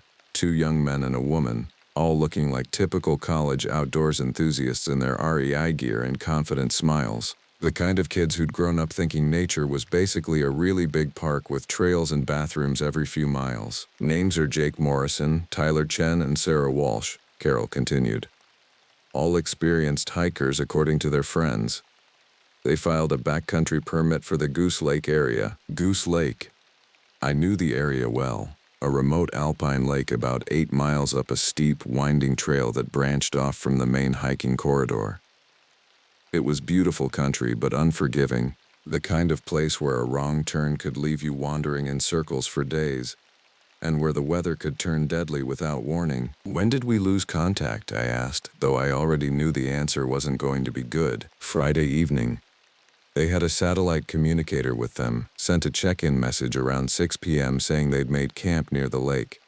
Nothing since then. 3 days. In wilderness search and rescue, we had a saying. The first day you're looking for people. The second day you're looking for survivors. The third day you're looking for bodies." These kids were already past the point where optimism came easy. "Could be equipment failure," Carol said, reading my expression. "Could be they decided to extend their trip and forgot to call home. Could be a lot of things, but we both knew it probably wasn't equipment failure. The new satellite communicators were pretty reliable, and college kids were usually good about staying in touch with worried parents. Something had gone wrong up there. "I'll take the main trail up to Goose Lake," I said, already mentally packing my gear. "See if I can pick up their tracks, figure out what happened." Carol nodded. "Take your time, do it right. If you find anything suspicious, radio it in immediately. We'll have a full team ready to deploy if needed." I spent the next hour loading my pack with the essentials: water, first aid kit, emergency shelter, extra batteries for my radio, a real knife instead of my usual Swiss Army toy, and enough food for 2 days. The weather forecast called for clear skies, but September weather in the high country could change faster than a politician's promises. The trailhead was about 30 minutes from the ranger station, accessed by a gravel road that wound its way up through dense lodgepole pine forest. I'd driven this route hundreds of times over the past 4 years, but today it felt different somehow. The shadows between the trees seemed deeper, and even with my windows down, the forest was eerily quiet. I parked at the small dirt lot and shouldered my pack. The trail register showed that Jake, Tyler, and Sarah had signed in Friday morning at 7:43 a.m. Their handwriting was neat and confident, Sarah's particularly so, with little flourishes on her letters that suggested an art student or someone who took pride in penmanship. They'd listed their planned return date as Sunday evening and included a local phone number for emergency contact. The first few miles of trail were well maintained and heavily used, winding gradually upward through mixed forest of pine, fir, and aspen. I made good time, keeping an eye out for any sign that the missing hikers had passed this way. At the 3-mile mark, where the main trail branched off toward Goose Lake, I found what I was looking for: boot prints in a muddy section of trail, fresh enough that they hadn't been washed out by any rain. 3 different tread patterns, one smaller than the other 2, which matched what I'd expect from 2 men and a woman. I took photos with my digital camera and noted the time in my logbook, then followed the prints up the narrower, steeper trail toward the lake. The Goose Lake Trail was a different beast entirely. Where the main trail was wide and well marked, this branch was narrow, rocky, and required real hiking skills to navigate safely. It climbed nearly 2,000 feet in just 4 miles, switchbacking up a steep mountainside through increasingly sparse forest. As I climbed higher, the air grew thinner and colder. The aspens gave way to hardy mountain pines, their branches twisted by years of harsh wind and weather. This was wild country, the kind of place where cell phones were useless and the nearest road might as well be on another planet. I found more signs of the hikers as I climbed. A granola bar wrapper caught on a bush, a water bottle cap that had been dropped and kicked aside, the usual trail of small litter that even experienced hikers sometimes leave behind. But something about these signs bothered me. They were scattered, random, not the careful leave-no-trace ethic that most serious hikers followed. By the time I reached the final approach to Goose Lake, the sun was already past its zenith and the temperature was dropping fast. The forest around me had taken on that late afternoon quality that experienced outdoorsmen learn to respect. When the light starts to fade and the night hunters begin to stir, that's when I found the first real evidence that something had gone wrong. A boot, half buried in the mud beside the trail. Not just lost or discarded, but torn off violently. The laces were snapped, not untied, and there were deep gouges in the leather that looked like claw marks. But not from any animal I'd ever seen in these mountains. I crouched down and examined the boot more carefully, taking photos from multiple angles. It was a Vask hiking boot, size 9, worn but well maintained. The kind of boot that didn't come off your foot accidentally. The damage to the leather was extensive, with 4 parallel tears that went deep into the material, as if something with very large claws had grabbed the boot and yanked. I stood up slowly, scanning the forest around me with new eyes. The silence that had seemed peaceful earlier now felt ominous. No bird song, no rustle of small animals in the underbrush. Just the whisper of wind through pine needles and the distant sound of water lapping against the lake shore just ahead. My radio crackled to life, startling me. Unit 7, this is base. What's your status? I keyed the mic, grateful for the human contact. Base, this is Unit 7. I'm about a quarter mile below Goose Lake. Found some evidence the hikers came this way, including what looks like a lost boot. Continuing to the lake area now. Copy that, Unit 7. Estimated time to lake? I checked my watch. It was already 4:30 and the shadows were getting long. About 20 minutes. I'll do a quick sweep of the lake area and radio in my findings. Roger. Be advised, Weather Service is calling for possible thunderstorms moving in from the west. Don't get caught up there after dark. Understood. I clipped the radio back to my belt and continued up the trail. But now every shadow between the trees seemed to hide potential danger. The boot had changed everything. This wasn't just a case of lost hikers anymore. Something had happened to these kids, something violent and strange. The trail leveled out as I approached the lake, and I could see the water through the trees ahead, dark and still under the cloudy sky. Goose Lake was a small alpine lake, maybe half a mile across at its widest point, surrounded by steep mountainsides and fed by snowmelt from the peaks above. It was beautiful country, but remote and unforgiving. As I stepped out of the tree line and got my first clear view of the lake, I immediately spotted what I was looking for. About 100 yards along the shoreline, there was a cleared area that looked like a campsite. Even from a distance, I could see the scattered remains of camping gear and the dark patches on the ground that meant trouble. I approached slowly, every sense on high alert. The silence was absolute now, broken only by the sound of my own footsteps and the whisper of water against the rocky shore. Whatever had happened here, I was walking into the aftermath of something terrible, and as I got closer to that campsite, I realized that my 4 years of Forest Service experience hadn't prepared me for anything like what I was about to discover. The campsite looked like a war zone. 2 sleeping bags lay on the ground, but they weren't just empty, they were destroyed, shredded.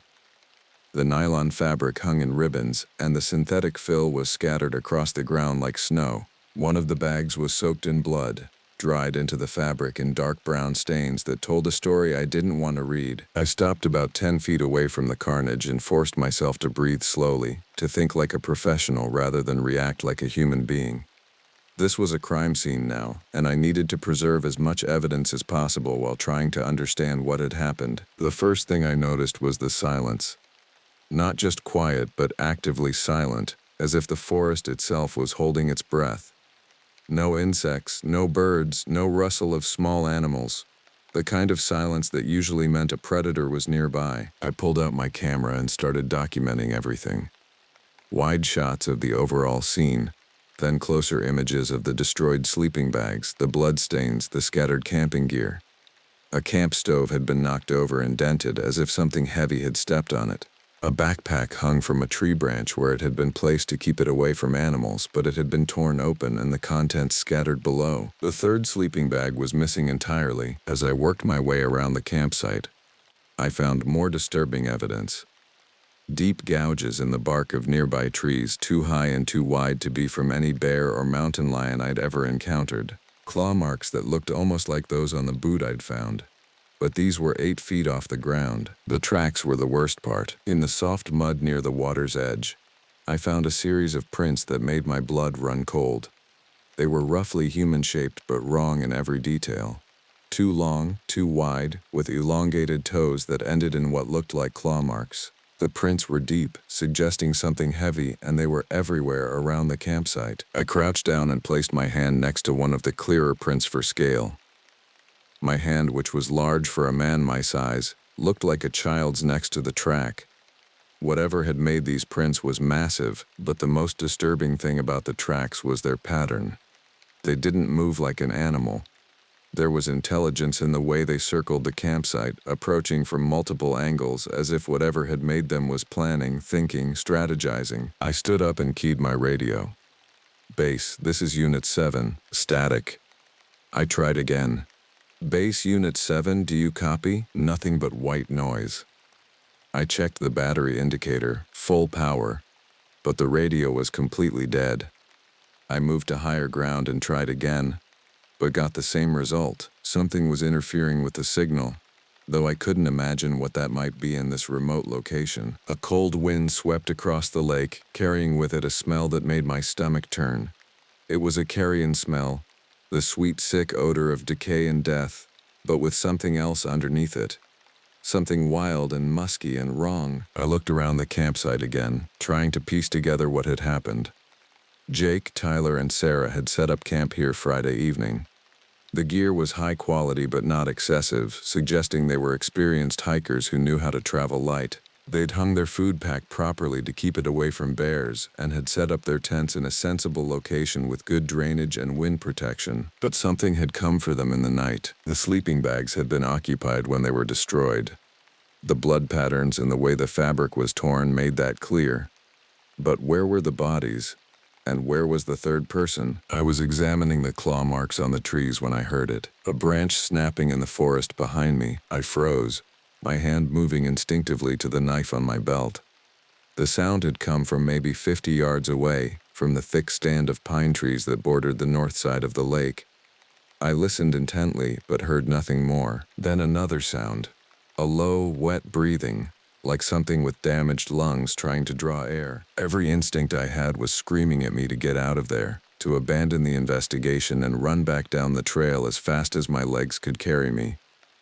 But I was a professional, and there might still be a survivor up here who needed help. I started moving toward the sound, keeping low and trying to stay quiet. The breathing continued, irregular and labored, coming from somewhere in the dense trees ahead. As I got closer, I could make out a darker shape among the shadows, something that might have been a person. "Hello?" I called softly. "Forest Service. If you can hear me, I'm here to help." The breathing stopped abruptly. I waited, counting my heartbeats, straining to hear any movement. Then, barely audible, I heard a voice. "Help, please." It was definitely human, weak and frightened, but alive. I pushed through the trees toward the voice, my camera ready to document whatever I found. If one of the hikers had survived, they might be able to tell me what had happened here. I found him about 20 yards into the trees, crouched behind a fallen log with his back to me. It was one of the young men from the photos, Tyler, I thought, based on his build and the color of his hair. He was wearing a torn flannel shirt and jeans, and he was shaking violently. "Tyler?" I said gently. "My name is Finn. I'm with the Forest Service. Are you hurt?" He turned toward me, and I had to suppress a gasp. His face was white as chalk, his eyes wide with shock or terror. There were scratches on his arms and face, and his left sleeve was soaked with blood. "It killed them," he whispered. "It killed Jake and Sarah." "What killed them?" I asked, moving closer but keeping my voice calm and professional. "Can you tell me what happened?" Tyler's eyes darted past me toward the lake, then back to my face. "We were sleeping. I woke up around midnight because Sarah was screaming. Something was in her tent, something big. I could see the shadow of it through the fabric, tearing at her." He paused, his whole body shaking with the memory. "Jake tried to help her. He had a hatchet, got out of his bag and went after the thing. But it was so fast, so strong, it knocked him down and—" Tyler's voice broke. The sounds it made when it killed him, like it was enjoying it. "Where is this thing now?" I asked, scanning the forest around us. "I don't know. It dragged their bodies away after it was done with them. I've been hiding here since yesterday, too scared to move. When I heard you coming, I thought it was back for me." Yesterday.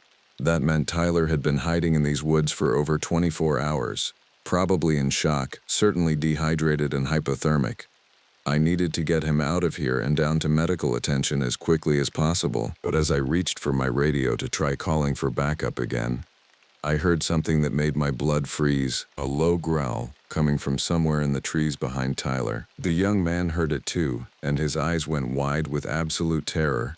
"It's back," he whispered. "Oh God, it's back." I grabbed Tyler's arm and pulled him to his feet. "We need to move.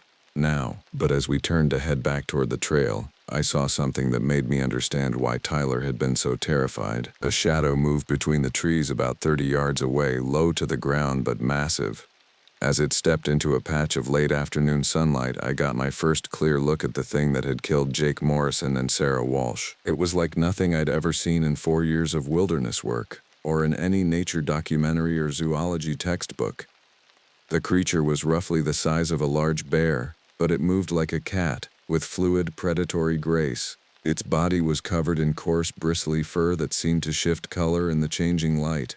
Sometimes brown, sometimes a sickly greenish-gray like moss on dead wood. But it was the creature's face that made my courage fail. It was almost human in its basic structure, but stretched and twisted into something nightmarish.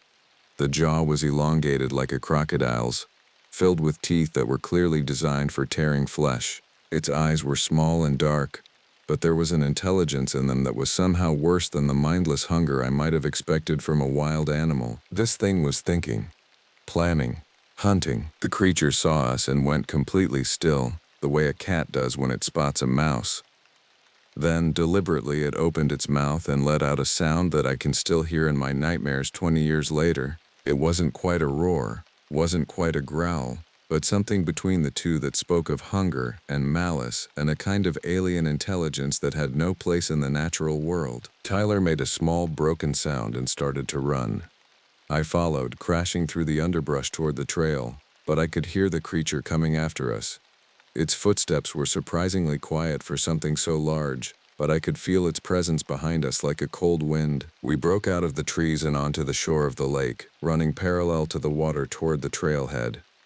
Tyler was stumbling, exhaustion and fear making him clumsy, and I knew we wouldn't be able to outrun the creature in open ground. That's when I made the decision that probably saved both our lives. "The water!" I shouted to Tyler. "Get in the water!" Without waiting to see if he followed, I sprinted toward the lake and dove in. The water was shockingly cold, fed by snowmelt from the peaks above, but it was deep enough to swim in. Tyler splashed in behind me, gasping from the cold, and we started swimming toward the far shore. Behind us, I heard the creature emerge from the trees with a sound of frustrated rage. It paced back and forth on the shore, that horrible growling echoing across the water. But it didn't follow us into the lake. We made it to the opposite shore and dragged ourselves onto a rocky beach, both of us shaking uncontrollably from cold and adrenaline. When I looked back across the water, the creature was still there, a dark shape against the tree line, watching us with those intelligent, malevolent eyes. Then, as the sun set behind the mountains and darkness began to fall across the lake, it melted back into the forest and was gone, but I knew it wasn't gone for good. I could feel it out there in the darkness, waiting, planning its next move, and we were still 8 miles from safety, with night falling fast and something that had already killed 2 people hunting us through the wilderness. The first thing you learn about wilderness survival is that everything gets harder after dark. Navigation, staying warm, avoiding injury, all of it becomes exponentially more dangerous when you can't see more than a few feet in front of you. And that's under normal circumstances, when you're not being stalked by something that shouldn't exist. Tyler and I huddled together on the rocky shore, both of us soaked to the skin and shivering violently. The temperature was dropping fast as the sun disappeared behind the peaks, and hypothermia was going to be a real concern if we couldn't get warm and dry soon. "We can't stay here," I told Tyler, though part of me wanted nothing more than to find a cave and hide until daylight.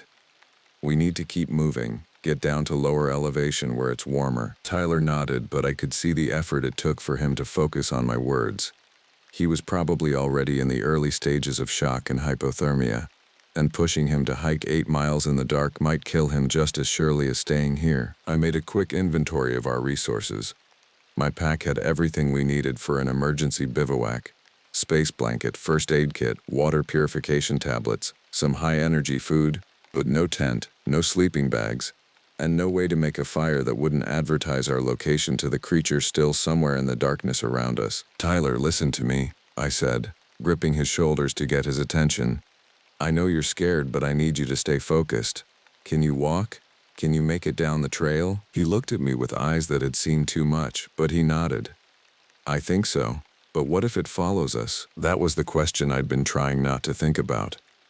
The creature had seemed reluctant to enter the water, but there was no guarantee it wouldn't find another way around the lake.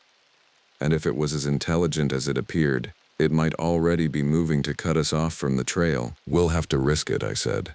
"Staying here means dying of exposure." I helped Tyler to his feet, and we started picking our way along the rocky shoreline toward the trailhead. The footing was treacherous in the dark, with loose rocks and hidden holes that could easily break an ankle, but we moved as quickly as we dared. The forest around us was completely silent. No insects, no night birds, no rustle of small animals. It was as if the presence of the creature had driven all other life away from this place. The only sounds were our own breathing and the soft splash of water against the rocks. We'd made it about halfway around the lake when Tyler suddenly stopped and grabbed my arm. "Do you hear that?" he whispered. I listened, straining my ears against the silence. At first I heard nothing, then gradually became aware of a soft sound coming from somewhere in the trees. A rhythmic scraping, like something large dragging itself across the forest floor. "It's tracking us," Tyler said, his voice barely audible. I pulled out my flashlight but didn't turn it on. Light would help us navigate, but it would also pinpoint our location for anything watching from the darkness. We were going to have to make this next part by feel and moonlight alone. The scraping sound was getting closer, moving parallel to our position but staying hidden in the trees. Whatever strategy the creature was using, it was working. I could feel it out there, patient and methodical, herding us towards some predetermined spot where it would have the advantage. We reached the trailhead and started down the narrow path. moving faster now despite the increased risk of injury. Behind us, the scraping sound stopped, replaced by something worse. Absolute silence. The creature had either given up, which seemed unlikely, or it was moving so quietly that we couldn't hear it anymore. The trail switched back down the mountainside through dense forest, and in the darkness it was nearly impossible to see more than a few feet ahead. I kept one hand on Tyler's shoulder, both to steady him and to make sure we didn't get separated. Every few minutes I would stop and listen, but the forest remained eerily quiet. We'd been hiking for about an hour when Tyler collapsed. I heard him fall rather than saw it. A sudden thud and grunt of pain as he went down hard on the rocky trail. When I knelt beside him, I could feel that he was burning with fever despite the cold air. I can't go any further," he gasped. "Everything hurts." I helped him sit up against a tree and checked him over as best I could in the darkness. His pulse was rapid and weak, his skin alternately hot and clammy. The combination of shock, exposure, and exhaustion was taking its toll, and I realized he wasn't going to make it 8 miles to the parking lot without medical attention. That's when I heard the breathing. It was coming from somewhere upslope, maybe 30 yards away. The same wet, labored breathing I'd heard earlier at the campsite. But now it sounded different, hungrier, more excited. The creature had found us again. I helped Tyler to his feet and we started moving down the trail again. But I could tell he was at the end of his strength. Every few steps he would stumble, and I could hear his breathing becoming more labored. The creature's breathing was getting closer. Then I saw it, a darker shadow moving between the trees about 20 yards upslope, pacing us as we descended. In the faint moonlight I could make out its general shape, low to the ground but massive, moving with that same fluid, predatory grace I'd observed earlier. It was toying with us, I realized. It could have attacked at any time, but it was drawing out the hunt, savoring our fear and exhaustion. There was a malevolent intelligence at work here that was somehow more terrifying than simple animal aggression. "Tyler," I whispered urgently, "we need to get off the trail. If we stay on this path, it's going to corner us." But Tyler was beyond rational thought now, stumbling forward on autopilot. When I tried to guide him into the trees, he resisted, mumbling something about not wanting to leave the trail. That's when the creature made its move. I heard it coming down the slope toward us, no longer bothering to move quietly. The sound of its claws on rock, the snap of breaking branches as it pushed through the underbrush.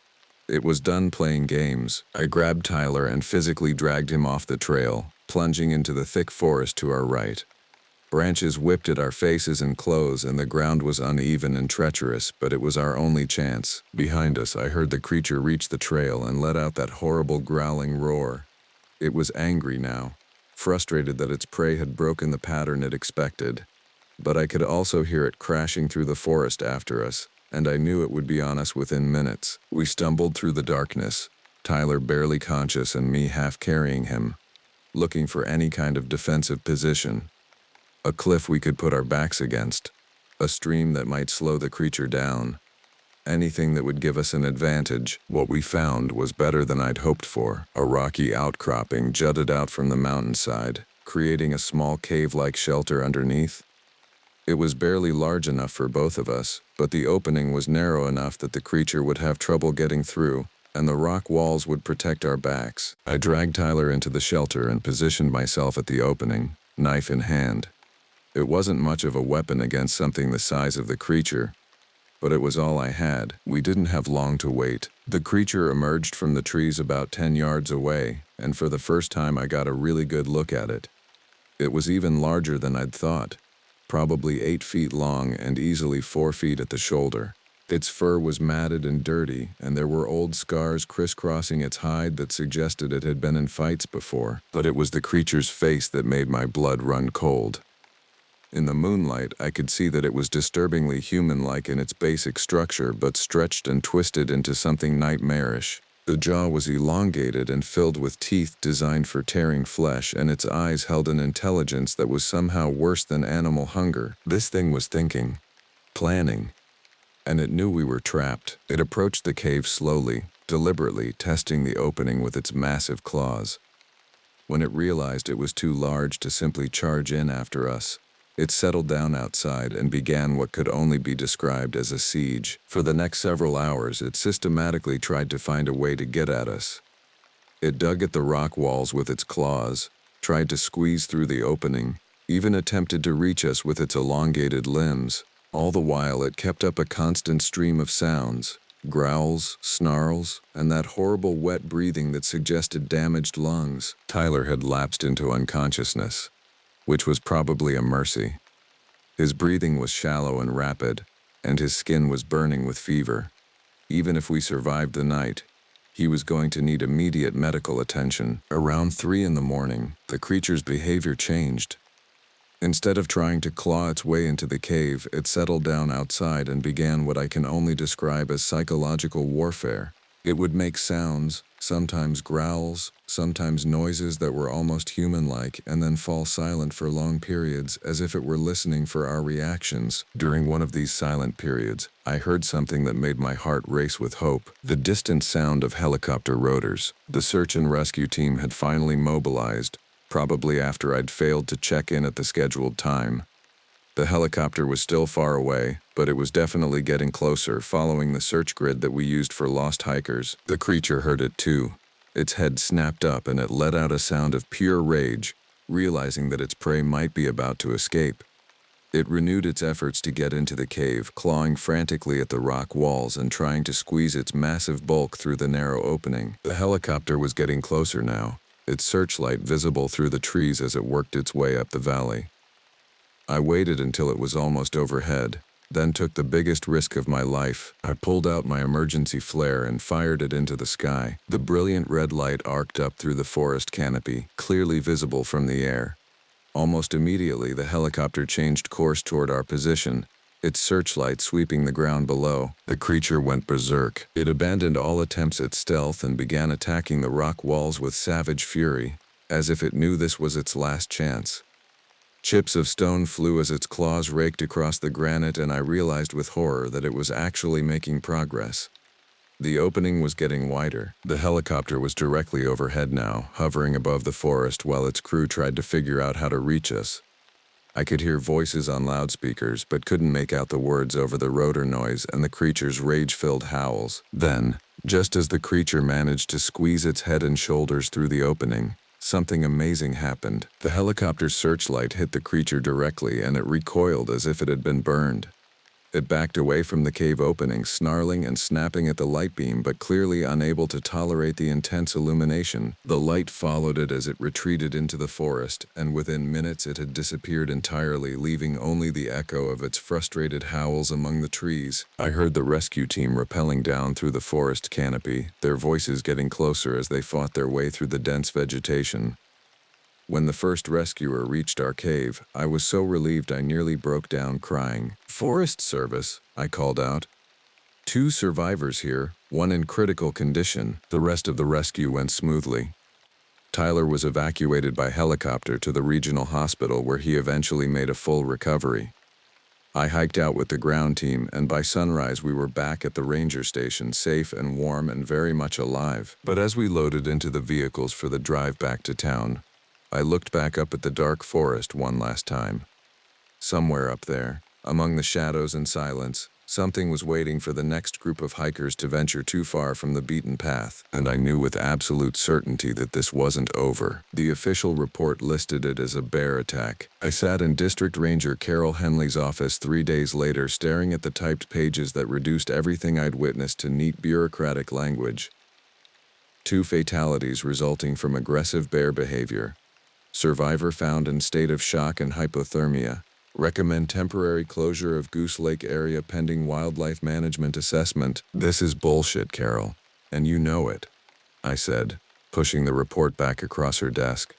No bear made those tracks. No bear tore up that campsite the way we found it. Carol looked tired, older than she had just a week ago.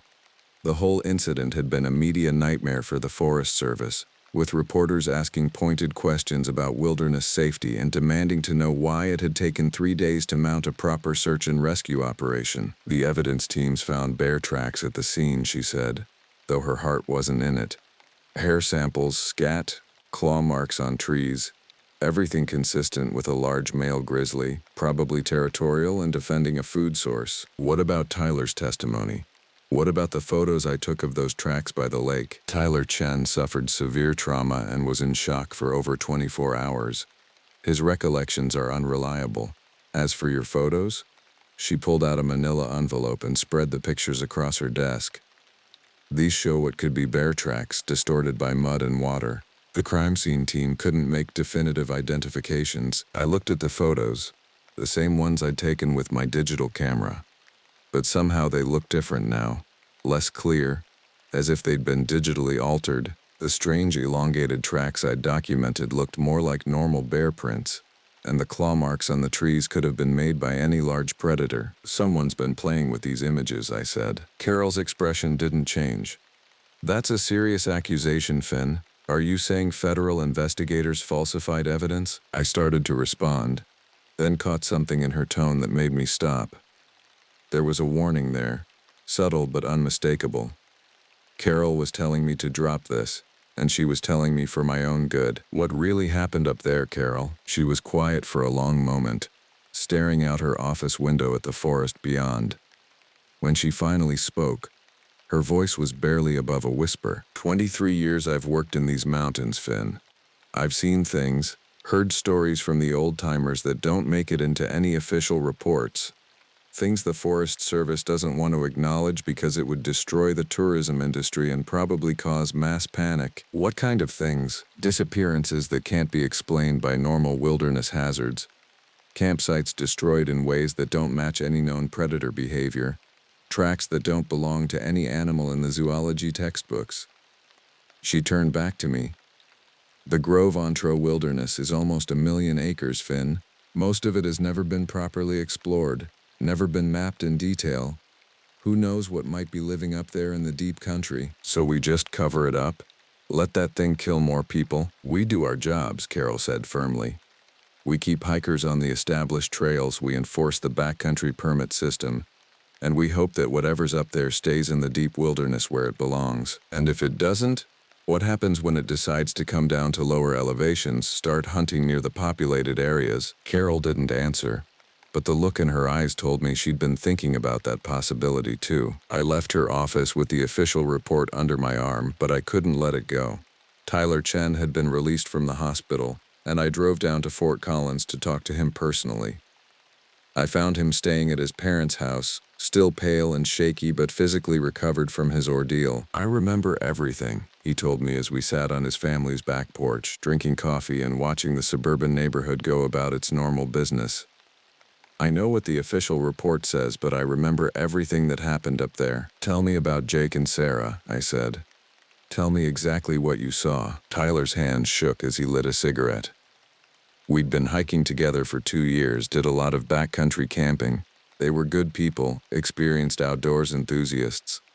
Sarah was studying wildlife biology at CSU. Jake was pre-med. Smart kids, not the type to make stupid mistakes. He took a long drag from his cigarette before continuing. We set up camp Friday evening just as the sun was going down. Everything was normal. We hung our food, set up the tents properly, followed all the safety protocols. Sarah even joked about how paranoid she was getting about bear safety after reading about some attacks in Glacier National Park. What time did the attack happen? Around midnight, maybe a little after.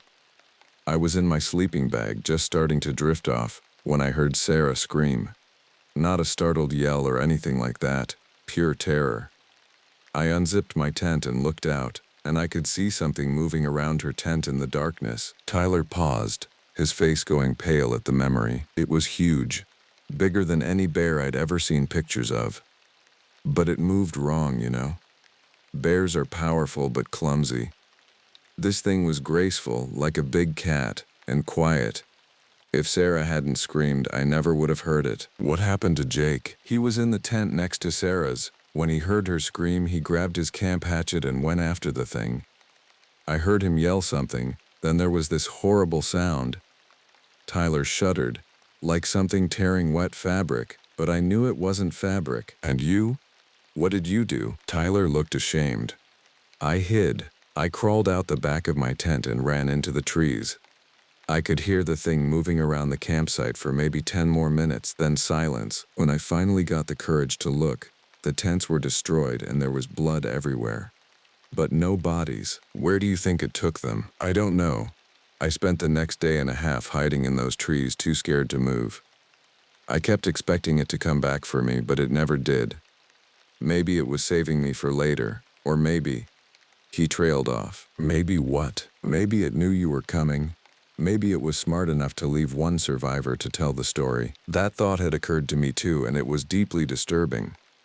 The idea that the creature might be intelligent enough to manipulate events suggested a level of consciousness that was profoundly unsettling. Tyler, I need to ask you something, and I want you to think carefully before you answer. Are you absolutely certain about what you saw? Is there any possibility it could have been a bear or some other known animal? Tyler met my eyes without hesitation. I know what I saw, Mr. Spurlock. That thing wasn't any animal from this world. It was something else, something that shouldn't exist. I drove back to Wyoming that afternoon with Tyler's words echoing in my mind. The official investigation was over, the case was closed, and the Grove Entre Wilderness would reopen to hikers within a week. But I couldn't shake the feeling that we were making a terrible mistake. That night I sat in my cabin with a bottle of whiskey and spread out topographical maps of the wilderness area on my kitchen table. If the creature was real, and I had no doubt that it was, then it had to have a territory, a range where it lived and hunted. Most predators stick to familiar ground, following established patterns that can be predicted if you know what to look for. I started marking the maps with every disappearance and unexplained incident I could remember from my 4 years with the Forest Service. Hikers who'd vanished without a trace, campsites found destroyed with no sign of the occupants, reports of strange tracks and sounds that had been dismissed as hoaxes or misidentifications. A pattern began to emerge. Most of the incidents clustered around the remote areas of the wilderness, far from the established trails and popular camping spots. But there was a clear progression over time, with more recent events occurring at lower elevations, closer to the areas frequented by day hikers and casual tourists. The creature was expanding its territory, or maybe it was being forced out of the deep wilderness by something else, driven toward areas where human contact was inevitable. Either way, the implications were terrifying. I was still studying the maps when my phone rang. The caller ID showed the Forest Service emergency line. Spurlock. Finn, it's Carol. We've got another situation. 3 hikers reported missing in the Cascade Creek area, failed to return from a day hike this afternoon. Cascade Creek was only about 15 miles from Goose Lake, well within the territory I'd been mapping. And it was much closer to the main trail system, the kind of area where families with children like to hike. How long have they been missing? About 6 hours. Park rangers found their car at the Cascade Creek trailhead, but no sign of the hikers themselves. We're organizing a search team for First Light tomorrow. I want to be on that team. Finn, I don't think that's a good idea. After what happened at Goose Lake, I'm probably the only person who knows what we're really looking for. There was a long pause. Be at the ranger station at 0500. And Finn, bring more than a pocket knife this time. I hung up the phone and looked back at the maps spread across my table. 3 more people, probably dead or dying somewhere in the wilderness while something that shouldn't exist stalked them through the darkness. But this time, I was going to be ready for it. I spent the rest of the night preparing. Real weapons instead of Boy Scout tools. Professional tracking equipment instead of casual day hiking gear. And most importantly, a camera with high-speed film and a powerful flash, because if I encountered the creature again, I was going to get proof that couldn't be dismissed or explained away. The official investigation might be over, but my hunt for the truth was just beginning. I met the search team at 0500 sharp, armed with enough firepower to stop a grizzly bear and enough camera equipment to document anything I encountered. Carol took one look at my gear and raised an eyebrow. Planning to start a war, Finn? Planning to end one, I replied, checking the action on my .570 rifle for the 3rd time. The search team consisted of 6 experienced wilderness rescuers, including 2 trackers from the Shoshone Reservation who knew these mountains better than anyone. I'd worked with most of them before, and they were good people, professional, competent, and brave enough to go into dangerous country to save lives, but they had no idea what they might be walking into. We reached the Cascade Creek trailhead as the sun was coming up over the eastern peaks, painting the forest in shades of gold and amber. The missing hiker's vehicle was still there, a blue Honda Civic with Colorado plates and hiking stickers on the rear window. The car was unlocked, with no signs of a struggle, suggesting the hikers had simply gone for a walk and never come back. Tom Yellowbird, one of the Shoshone trackers, found their trail within 10 minutes. 3 people wearing day hiking boots had started up the main trail around noon the previous day. The tracks were clear and easy to follow on the well-maintained path. "City people," Tom commented, examining the boot prints. "New gear, probably never been off pavement before this trip." We followed their trail up the gradually ascending path that led to Cascade Falls, a popular day hiking destination about 4 miles from the trailhead. It was exactly the kind of scenic, accessible hike that the Forest Service promoted for families and casual outdoor enthusiasts. Safe, well-marked, and close enough to civilization that cell phones sometimes worked. But as we climbed higher, I started noticing signs that made my blood run cold. The usual forest sounds were missing. No birdsong, no rustle of small animals in the underbrush, no insects buzzing around the wildflowers that lined the trail. The silence was complete and oppressive, exactly like what I'd experienced at Goose Lake. "You feel that?" asked Maria Santos, the team leader. "Something's not right up here." Tom stopped and knelt beside the trail, examining something in the soft earth. "Found where they left the main path," he said. "Looks like they decided to explore off-trail, probably trying to get a better view of the falls." Following the hikers' tracks off the established trail was more difficult, but Tom and his partner were skilled trackers. We pushed through dense forest and over rocky terrain, climbing steadily toward the sound of rushing water. That's when we found the first piece of equipment, a day pack, expensive looking and barely used, hanging from a tree branch about 8 feet off the ground. It was torn open and the contents scattered below: water bottles, energy bars, a first aid kit, and a digital camera. "No animal puts a pack in a tree like that," observed Jim Crawford, the team's medic. "Bears will tear up gear on the ground, but they don't hang it from branches." I picked up the camera and checked the display. The last photo had been taken the previous afternoon at 3:47 p.m., showing 3 young people, 2 women and a man, posing in front of the waterfall with big smiles and tourist enthusiasm. They looked happy, carefree, completely unaware of what was about to happen to them. "Keep following the trail," I told Tom, "but everyone stay alert. Whatever happened here, it's probably still in the area." We continued tracking the hikers' footprints through increasingly difficult terrain. The trail led away from the falls and deeper into the wilderness, through thick stands of lodgepole pine and across rocky clearings where the tracks were harder to follow. About a mile from where we'd found the backpack, Tom suddenly stopped and held up his hand for silence. "What is it?" Maria whispered. Tom pointed ahead through the trees. "Movement. Something big." I raised my rifle and squinted through the scope, scanning the forest for any sign of whatever Tom had seen. At first there was nothing, just the play of shadows between the pine trunks.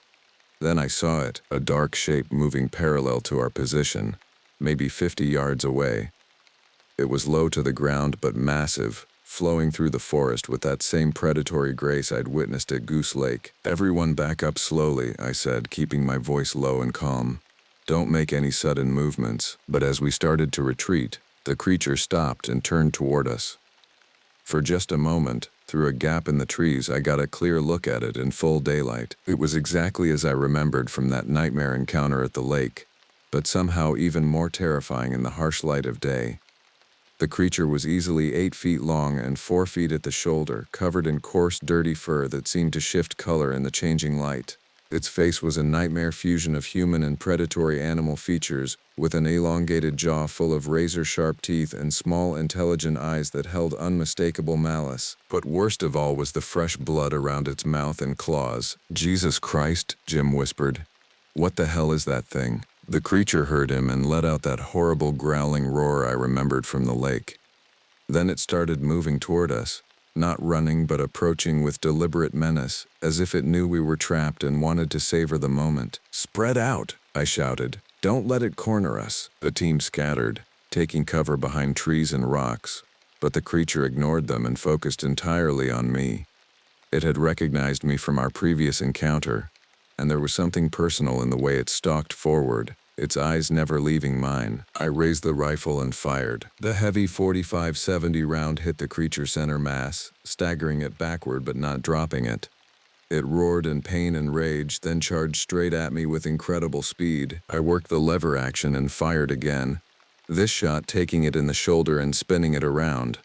But it kept coming, covering the distance between us in seconds. At the last moment, I dove to the side and the creature's claws raked across the tree where I'd been standing, gouging deep furrows in the bark. I rolled, came up on one knee and put my third shot right between its eyes. That one finally dropped it. The creature fell heavily and lay still, its limbs twitching in death spasms. Blood pooled around its massive head, and I could see that my shots had done significant damage. But even in death, it was terrifying, an impossible fusion of features that belonged to no known species. The rest of the team approached cautiously, their weapons still ready. "Is it dead?" Maria asked. I kept my rifle trained on the creature as I moved closer. Its eyes were glassy and unfocused, and there was no sign of breathing.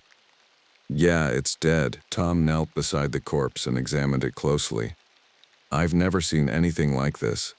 It's not in any of the traditional stories, not like any animal I know. We need to document everything," I said, pulling out my camera. "Photos from every angle, measurements, samples if possible.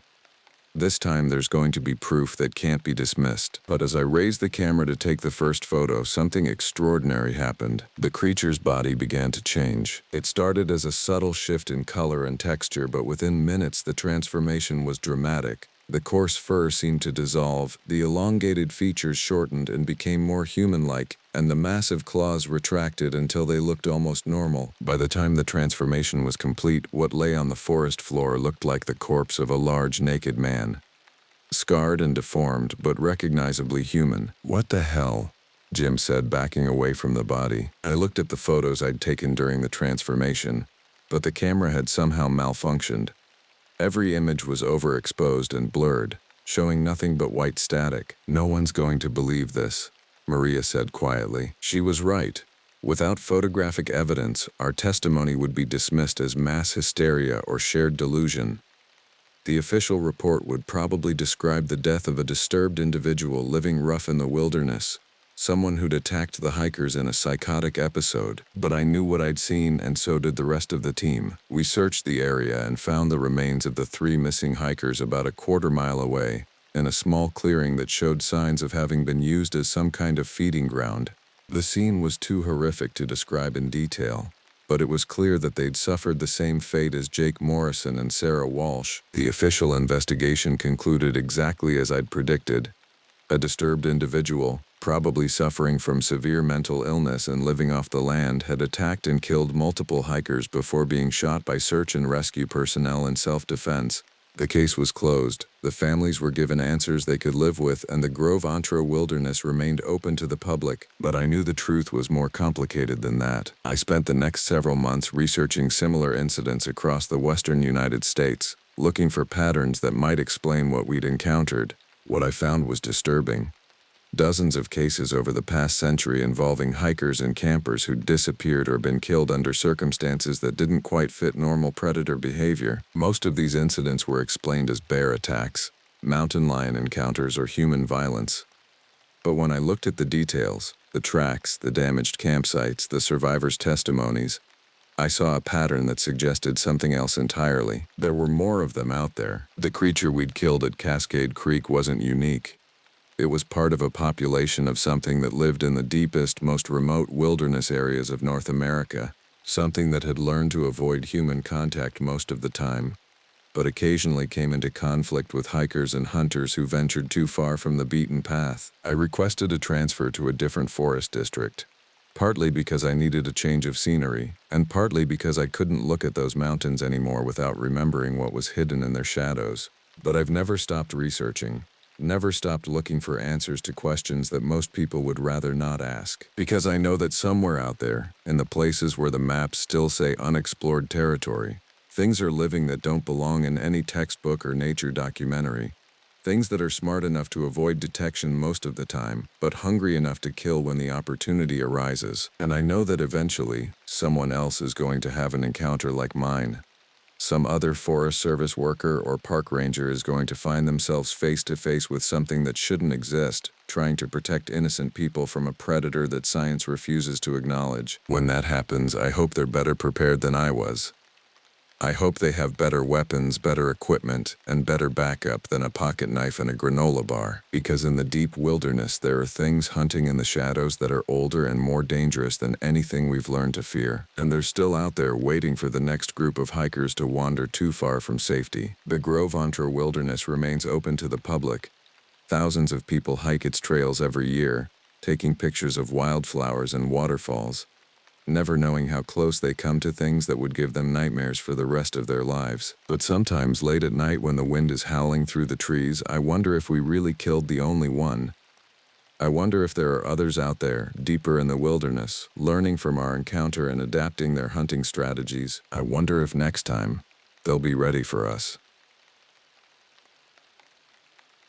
The Utah desert had a way of making you feel small. Standing at the entrance to Devil's Garden Trail in the pre-dawn darkness, I could feel the weight of 300 million years pressing down on me. The ancient salt beds that lay buried beneath my boots had once been an inland sea, and sometimes, on mornings like this when the desert wind carried strange whispers through the sandstone fens, I could almost hear the echo of those primordial waters. My name is Cade Sullivan, and I've been a park ranger at Arches National Park for 3 years now. Long enough to know that this place gets under your skin in ways you don't expect. The red rock formations, carved from Entrada sandstone and shaped by countless millennia of wind and water, create a landscape that feels more alien than earthly. Tourists see beauty in the towering arches and balanced rocks. What they don't see is how the shadows move wrong here, how the rock seems to breathe when you're alone on the trails. I grew up on a Nebraska farm, surrounded by endless cornfields that stretched flat to every horizon. That kind of openness should have prepared me for the vastness of the Utah desert, but it didn't. The cornfields were predictable, safe. Here the landscape folded in on itself, creating hidden alcoves and secret passages that could swallow a person whole. The parallel joint systems, fractures in the bedrock that ran like scars across the slick rock and Dewey Bridge formations, created a maze of narrow canyons where sound behaved strangely and GPS signals died. The breakup had happened 6 weeks ago. Sarah couldn't understand why I'd chosen this isolation over the comfortable suburban life we'd planned in Denver. She said the desert was changing me, making me withdrawn and paranoid. Maybe she was right. Maybe the long hours of solitude, walking among rocks that were older than complex life on Earth, had warped my perspective. But I couldn't go back to the noise and crowds of the city, not after I'd tasted this kind of silence. My radio crackled to life as I checked my gear for the morning patrol. "Morning, Cade." Ellie's voice cut through the static, warm and familiar. "Early start today?" Ellie Hartwell was one of the few other rangers I genuinely connected with. She'd been here longer than anyone else, had seen every weird thing the desert could throw at you. If anyone understood what this place could do to your head, it was her. "Couldn't sleep," I replied, adjusting the radio on my belt next to my standard issue Glock 17. "Figured I'd get out before the heat hits." Smart thinking. "It's supposed to hit 110 today. I'm stuck in the visitor center until noon. Lucky me." "You taking the standard route? Devil's Garden to start, then maybe branch out depending on what I find." "Copy that. Holler if you need backup, though I can't imagine you'll find much excitement out there this early." If only she'd known how wrong she was. The trail stretched ahead of me like a pale scar across the desert floor. The formations here were part of the Entrada sandstone, deposited during the Jurassic period when this area was covered by vast sand seas, ergs like the modern Sahara. The rock fins that jutted up around me were products of the salt tectonics beneath. Underground salt beds that had shifted and pushed, fracturing the sandstone above into these parallel walls. I started walking, my boots crunching on the decomposed granite and sand that formed the trail surface. The sun hadn't yet cleared the horizon, but the eastern sky was beginning to lighten, casting the red rock in shades of purple and deep crimson. This was my favorite time of day out here, when the park belonged to the desert creatures and the ancient stones. before the invasion of tourists with their cameras and loud voices. The fins rose on either side of me like the ribs of some massive fossilized beast. Some of them reached heights of over 100 feet, their surfaces carved with horizontal bands that marked different periods of deposition. The slick rock member displayed its characteristic cross-bedding, evidence of the ancient dunes that had once migrated across this landscape. Between the fins, narrow slot canyons beckoned, most of them leading nowhere, dead-ending in walls of stone. I'd walked this trail hundreds of times, but today felt different. The air itself seemed charged, like the moments before a thunderstorm, though the sky remained clear. The biological soil crust, that dark living carpet of cyanobacteria, algae and lichens that held the desert ecosystem together, appeared more vibrant than usual, almost phosphorescent in the growing light. 20 minutes into my hike, I reached the section where the trail curved around a particularly impressive fin formation. This was where most tourists stopped to take photos of the windows section in the distance. But as I rounded the bend, something caught my eye that shouldn't have been there. A narrow opening between two fins, barely wide enough for a person to squeeze through sideways. It wasn't marked on any of the geological surveys I'd memorized, wasn't mentioned in any of the park documentation. In 3 years of walking this trail, I'd never noticed it before. I stopped, studying the gap more carefully. The rock faces on either side showed clear evidence of recent fracturing. The surfaces were lighter in color, not weathered like the older formations. This had to be a new development, possibly from seismic activity or the ongoing salt dissolution processes that constantly reshaped the underground geology. My radio was in my hand before I realized I'd reached for it. "Ellie, you there?" "Go ahead, Cade. I'm about half a mile down Devil's Garden, and I found something interesting. Looks like a new passage opened up between the fins. Not on any of the maps." "New passage?" Her voice carried a note of surprise. "That's unusual. Could be from the ground shift we had last month. You going to check it out?" I hesitated. Park protocol said to mark any new geological features and wait for the geology team to assess them before exploration. But something about the passage drew me in. Maybe it was the way the shadows seemed to flow into it, or the fact that I could feel a cool breeze emanating from within. Impossible in the summer heat unless it connected to a larger cave system. "I'm going to take a quick look," I said, "just to see where it leads. Be careful, Cade. Could be unstable if it's a fresh fracture. And remember what happened to the last guy who went exploring off trail." She was referring to Marcus Chen, a geologist who disappeared in the park 2 years before I started working here. They'd found his equipment scattered near an unmarked slot canyon, but never found him. The official report blamed flash flooding, but I'd heard whispers among the older rangers about other possibilities. "I'll be careful," I promised, clipping the radio back to my belt. The passage was cooler than the surrounding air, and narrow enough that I had to turn sideways to move through it. The walls were smooth, polished by some unknown force that had worn away the typical rough texture of weathered Entrada sandstone. As I moved deeper, the passage widened slightly, and I began to notice something strange about the rock formations around me. The stone here was older, much older. While the fins outside were typical Jurassic-era Entrada sandstone, the walls of this passage showed the darker, more densely cemented characteristics of the underlying Carmel Formation, rocks that were laid down in marine environments over 160 million years ago. Somehow, this fracture had cut through multiple geological layers, exposing stone that should have been buried under hundreds of feet of newer rock. The passage curved to the left, following what appeared to be a natural joint in the bedrock. I could hear something now. Not quite a sound, more like a vibration felt through the soles of my feet. Water maybe, or wind moving through a larger cavity ahead. After 10 minutes of careful progress, the passage opened into a chamber large enough to stand upright in. I pulled out my flashlight and swept the beam across the walls, revealing something that made me stop breathing. Petroglyphs covered every available surface, but these weren't the typical ancestral Puebloan rock art found elsewhere in the park. These were older, cruder, carved with desperate urgency rather than ceremonial purpose. The figures were human-like but wrong somehow. Elongated limbs, exaggerated hands with too many fingers, faces that were more animal than human, and in the center of the chamber, barely visible in the shadows beyond my flashlight beam, was an opening that descended into the earth itself. The cool breeze I'd been following was flowing up from those depths, carrying with it a smell that made my stomach turn. Not the clean mineral scent of cave air, but something organic. Something that had been dead for a very long time. I should have turned back then, should have marked the location and called for backup. But the professional curiosity that had driven me to study geology in college overrode my common sense. This was a discovery that could rewrite the geological history of the region. The university would want to send a team. There would be papers to publish, recognition to gain. I radioed Ellie one more time. "I've found something big down here. Looks like an extensive cave system, possibly connecting to the deeper Pennsylvanian formations.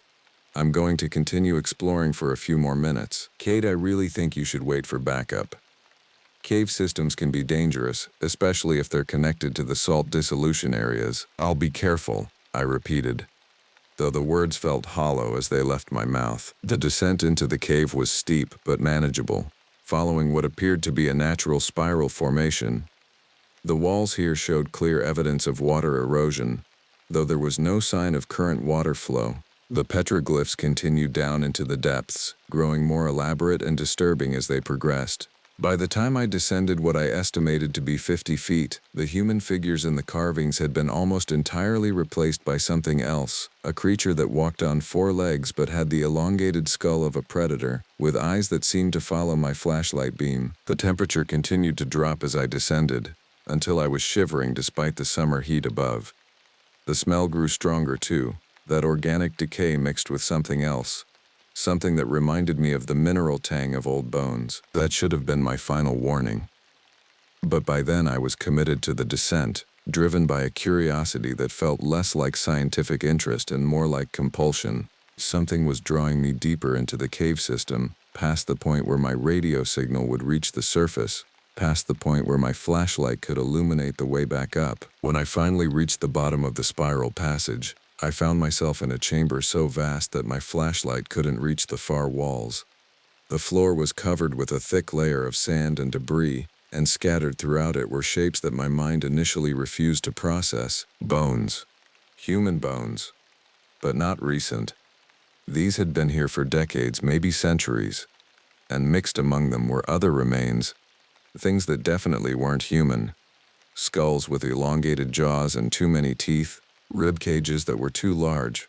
From creatures that had never walked under the desert sun. I knelt next to the nearest pile of remains, trying to make sense of what I was seeing. The human skull showed clear evidence of trauma, massive gouges in the bone that looked like claw marks. But the other remains, the non-human ones, were even more disturbing. They suggested a creature that was part bear, part wolf, but larger than either. Something that had evolved in the darkness of these caves, feeding on whatever unfortunate souls had stumbled into its domain. That's when I heard it. A low rumbling sound from somewhere in the darkness beyond my light. Not the sound of falling rock or settling earth, but something organic, something breathing. I stood up slowly, my hand moving instinctively to the grip of my sidearm. The breathing sound was closer now, and I could hear the soft pad of footsteps moving across the cave floor. Whatever was sharing this space with me was large, and it was moving with the patient confidence of a predator that knew its prey had nowhere to run. My flashlight beam swept across the far side of the chamber, and for a moment I caught a glimpse of something that shouldn't exist.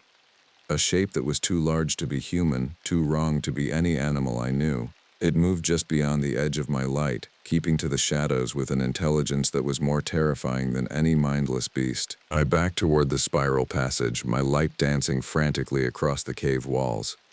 The petroglyphs seemed to come alive in the jumping beam, the carved creatures appearing to writhe and shift. And behind me, growing closer, was the sound of something large and hungry following my scent back toward the surface. The climb back up the spiral passage should have been easier than the descent.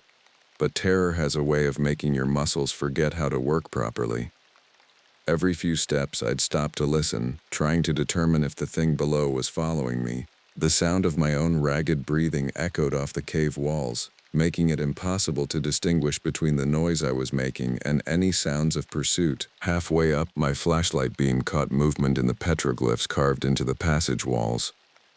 For a heart-stopping moment, I thought the ancient figures were actually moving, shifting, and flowing like shadows cast by flame. But as I steadied the light, I realized what I was seeing was worse than supernatural animation.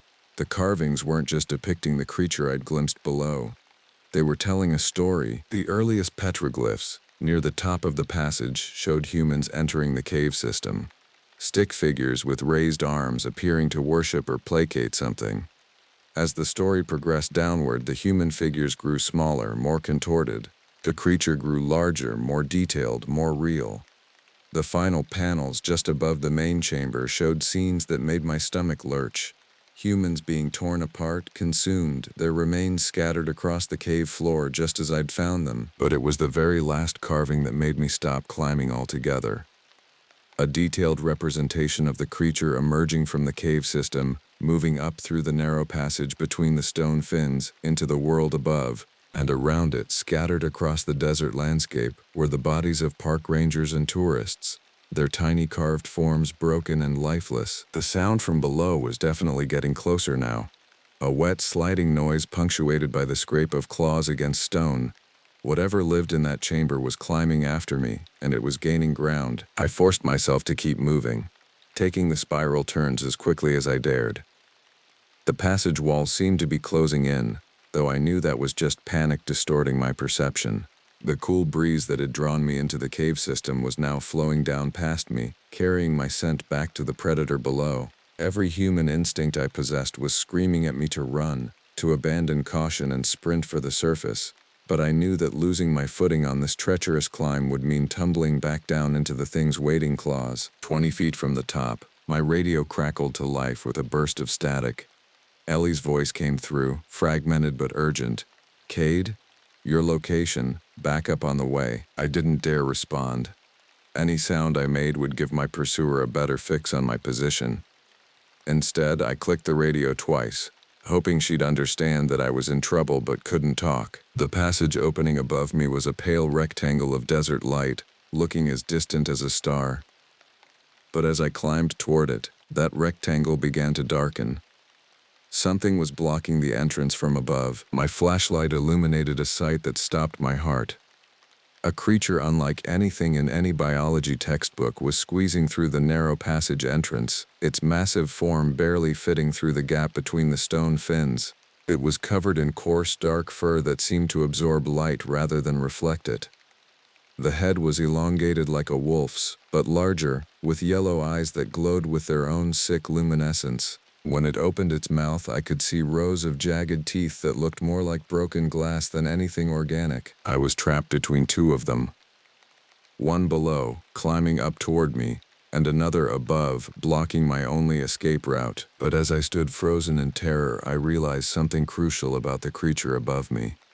It was struggling to fit through the passage.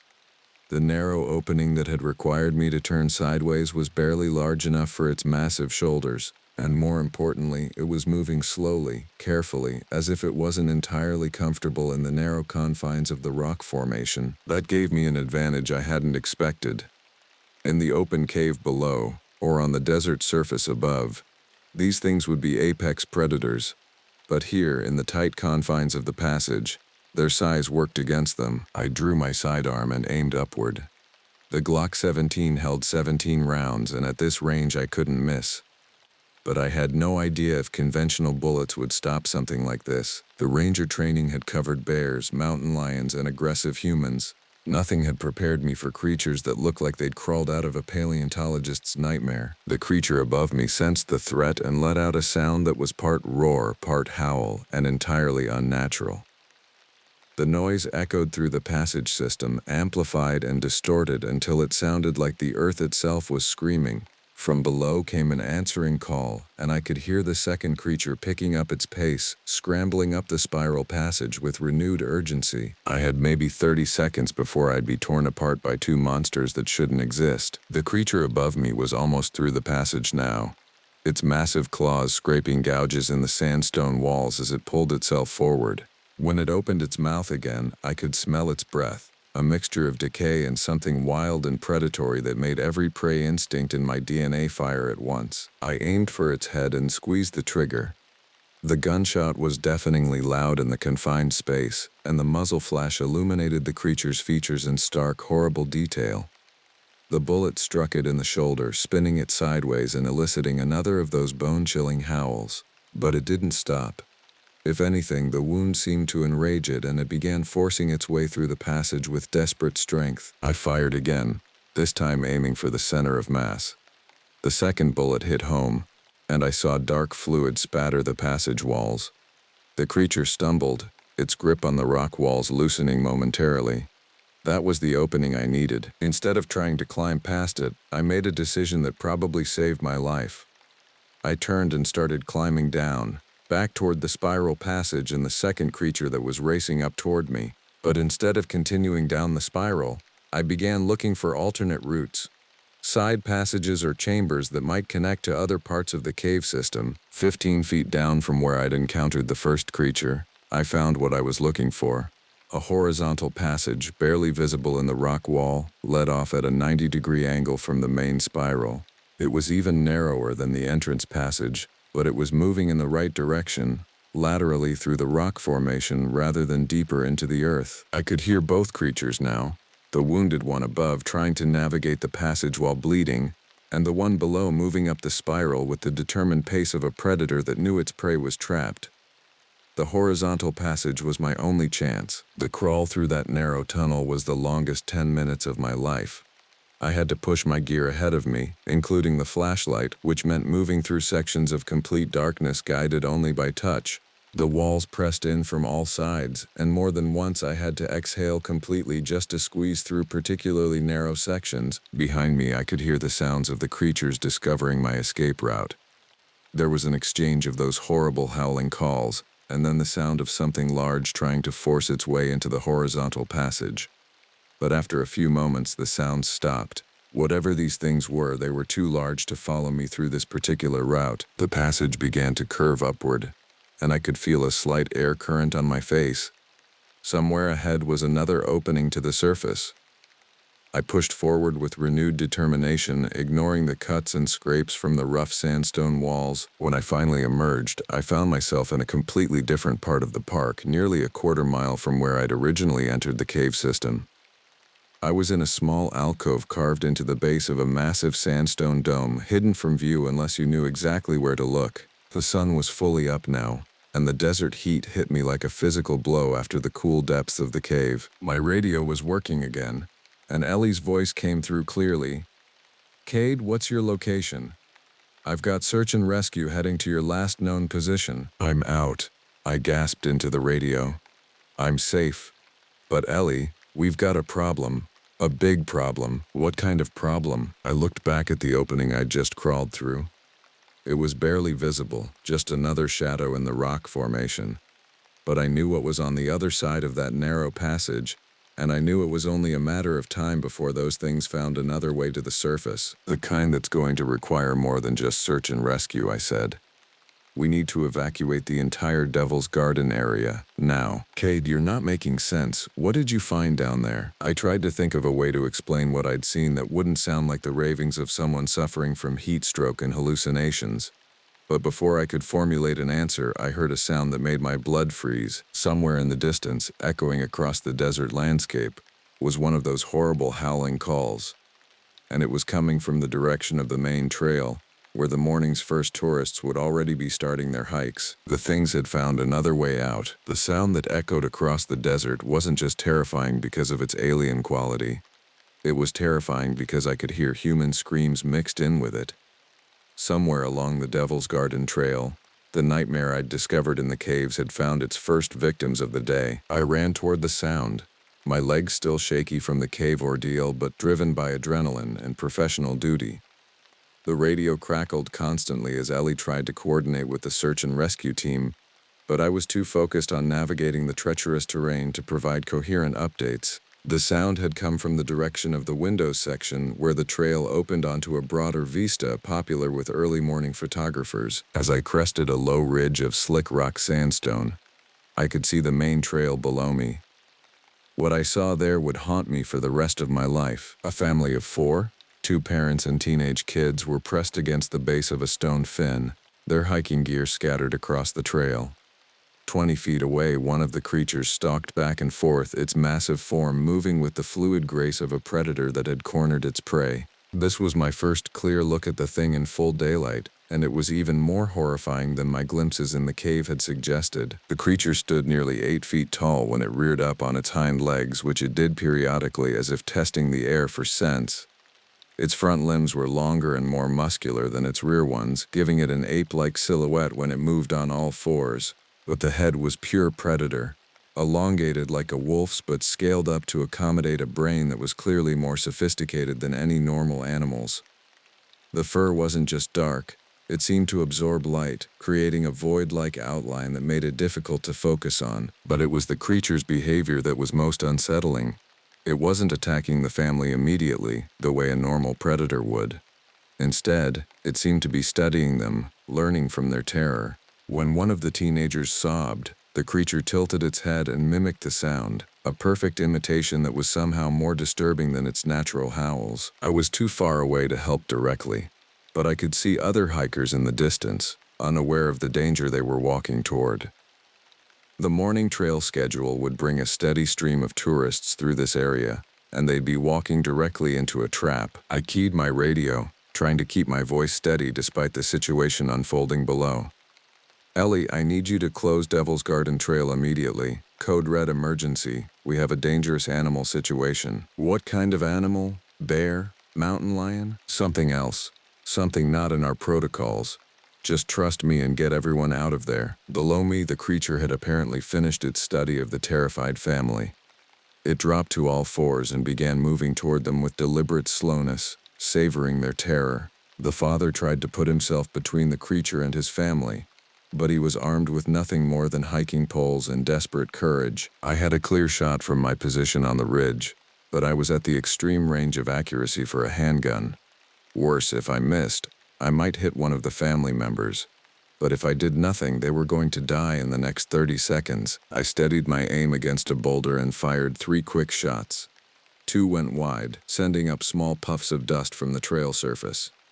But the third caught the creature in its left rear leg, spinning it around and eliciting one of those horrific howls. The creature looked up toward my position, its yellow eyes locking onto mine across the distance.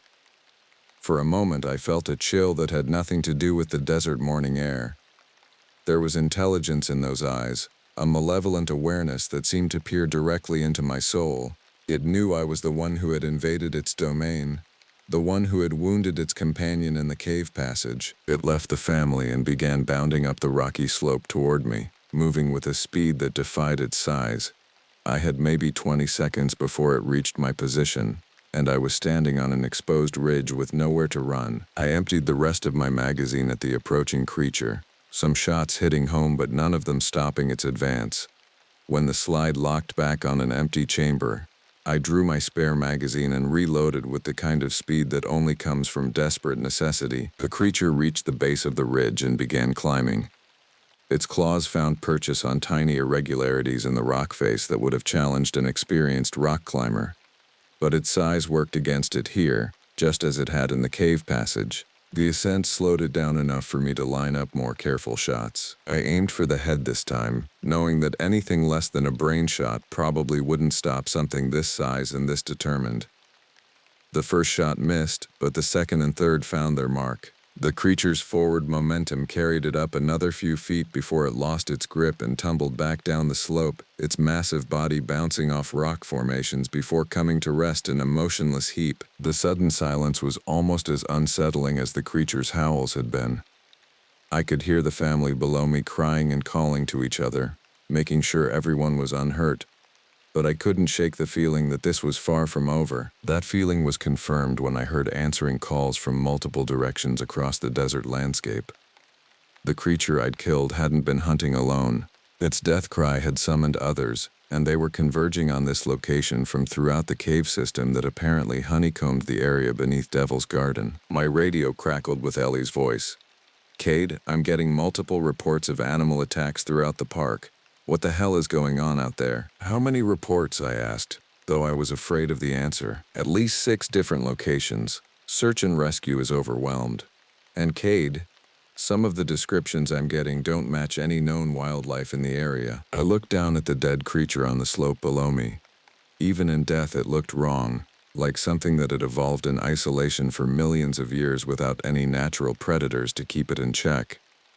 The cave system it had emerged from was clearly much more extensive than I'd realized. The geological surveys had missed something fundamental about the structure beneath Arches National Park. Ellie, I need you to contact the state police and request immediate backup. Military backup if they can get it. This isn't a normal animal situation. Military? Cade, you're scaring me. What did you find down there? Before I could answer, I spotted movement in my peripheral vision. Another creature was emerging from a crevice in the rock formation about 100 yards to my north. This one was smaller than the one I'd killed, but it moved with the same predatory intelligence, and it was heading directly toward the family I'd just saved. I started running along the ridge, trying to intercept the new threat while staying high enough to maintain a tactical advantage. But as I ran, I saw more movement in other directions. Creatures emerging from hidden openings throughout the area, drawn by the sounds of conflict and the scent of human fear. The family below had started to move, the father herding his wife and children toward what he hoped was safety. But they were moving deeper into the park, toward areas where more creatures were emerging. In trying to escape one threat, they were walking directly into several others. I had to make a choice. Try to help the family directly, which would mean abandoning the high ground and probably getting myself killed, or try to coordinate a larger response that might save more lives but would certainly doom the people I could see. The choice was made for me when I heard the distinctive whoop whoop whoop of helicopter rotors approaching from the direction of the visitor center. Ellie had managed to get emergency services mobilized faster than I'd thought possible, but as the helicopter crested the ridge to my south, I saw something that made my heart sink. One of the creatures, larger than any I'd seen so far, was stalking along the main trail directly below the helicopter's flight path. When the aircraft's shadow passed over it, the creature looked up and made a sound that was part roar, part challenge. Then it reared up on its hind legs and made a leap that should have been impossible for anything that size. Its claws caught the helicopter's landing skid, and the aircraft tilted dangerously as the pilot fought to maintain control. But the creature's weight was too much. I watched in horror as the helicopter spun once and then slammed into the sandstone wall of a nearby fin, exploding in a ball of flame that sent thick black smoke billowing across the desert landscape. The sound of the explosion echoed through the canyons and rock formations, and in response I heard dozens of those horrible howling calls rising from hidden locations throughout the park. Whatever these things were, wherever they'd come from, they were no longer hiding. The war between the ancient things beneath the earth and the modern world above had begun, and I was standing at ground zero. I had 14 rounds left in my current magazine, 1 spare magazine, and the training to use them effectively.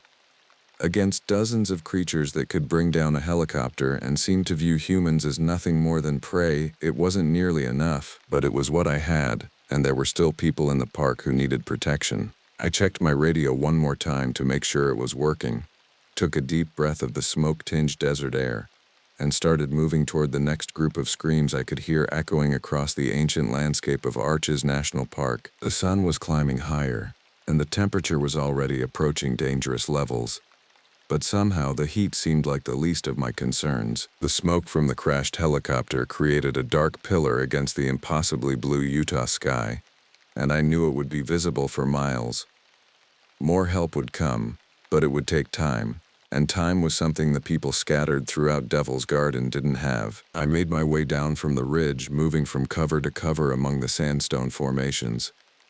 The family I'd helped earlier was nowhere to be seen, which I hoped meant they'd found a safe place to hide rather than becoming victims of one of the other creatures. But as I moved through the maze of fins and arches, I realized that the concept of safe had just been redefined. These creatures knew the rock formations better than any human ever could. They used the narrow passages and hidden alcoves as hunting corridors, emerging from shadows where nothing should have been able to hide. Worse, they were coordinating their attacks. I could hear their calls echoing back and forth across the desert, a complex series of howls and roars that sounded disturbingly like communication. My radio crackled with reports from other parts of the park. Ellie's voice was strained but professional as she tried to coordinate evacuations from multiple locations simultaneously.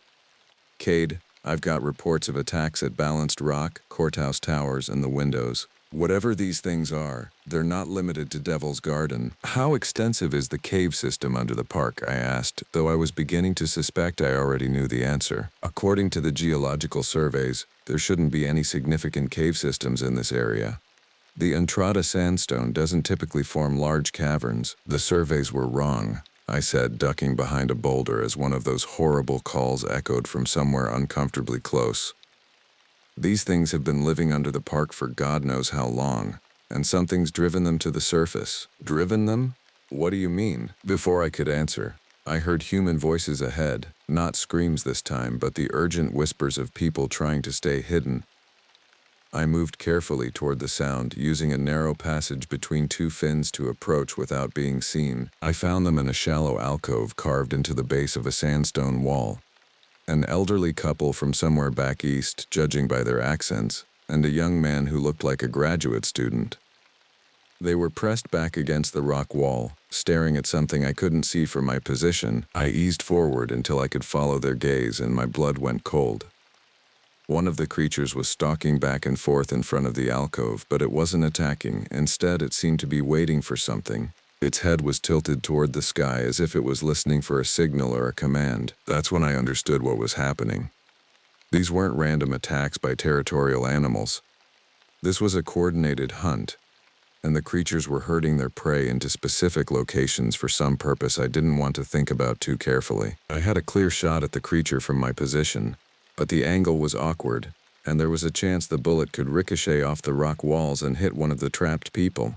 I needed to get closer, but that meant leaving the cover of the passage and exposing myself in the open area between the fins. As I was weighing my options, the creature suddenly stopped its pacing and let out a long, low call. The sound was answered immediately from multiple directions, and I could hear the approach of heavy footsteps across the rock surfaces. The creature had been calling for backup, and now it was arriving. I had maybe 30 seconds before this turned from a rescue situation into a massacre.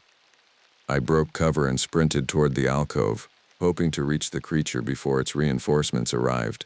But as soon as I emerged from the passage, the thing's head snapped toward me, its yellow eyes locking onto my movement with predatory focus. It was faster than I'd expected.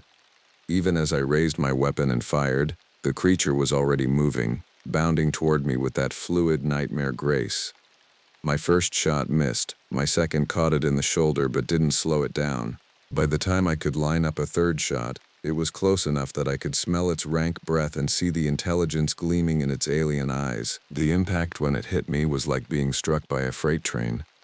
We went down together, rolling across the rough sandstone surface as it tried to get its claws into me, and I fought to keep my gun between us. Its breath was hot on my face, carrying the stench of decay and something else. Something chemical and wrong that made my eyes water. I managed to get the muzzle of my Glock pressed against its ribcage and pulled the trigger 3 times in rapid succession.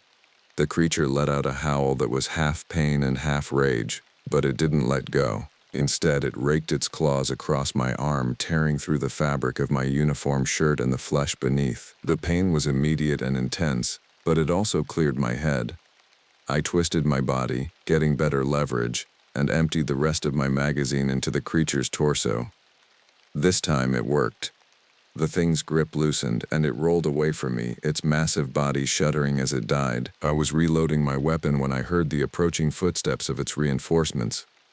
At least 3 more creatures were converging on my position, drawn by the sounds of the fight, and I could see more movement in the distance. Dark shapes emerging from hidden crevices throughout the rock formation. The elderly couple and the graduate student were still trapped in the alcove, but now there were creatures approaching from multiple directions. I couldn't protect them and fight off a coordinated attack at the same time. I needed to get them to a more defensible position. "Can you climb?" I shouted to them. The old man shook his head. "My wife has arthritis. We can't." "Then we go up," I interrupted, pointing to a narrow ledge about 15 feet above us. "It's better than staying here." I helped boost the graduate student up first, then worked with him to pull the elderly couple to safety. It wasn't easy, and it wasn't quiet.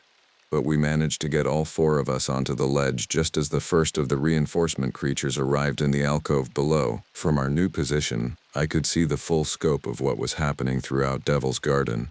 There had to be at least 20 creatures moving through the area, and they were working together with a level of coordination that suggested either pack intelligence or something even more disturbing.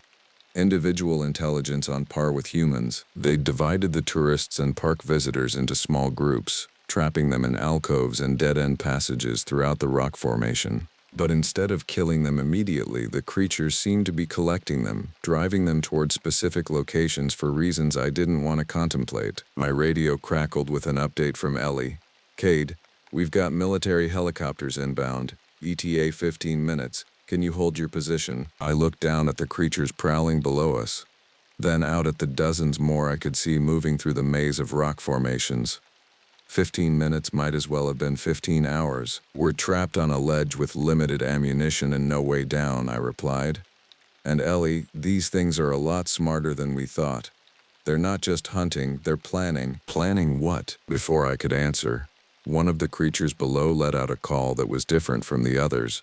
Longer, more complex, almost like spoken language. The call was immediately answered by others throughout the area, and I watched as their seemingly random movements suddenly became organized. They were no longer just herding prey.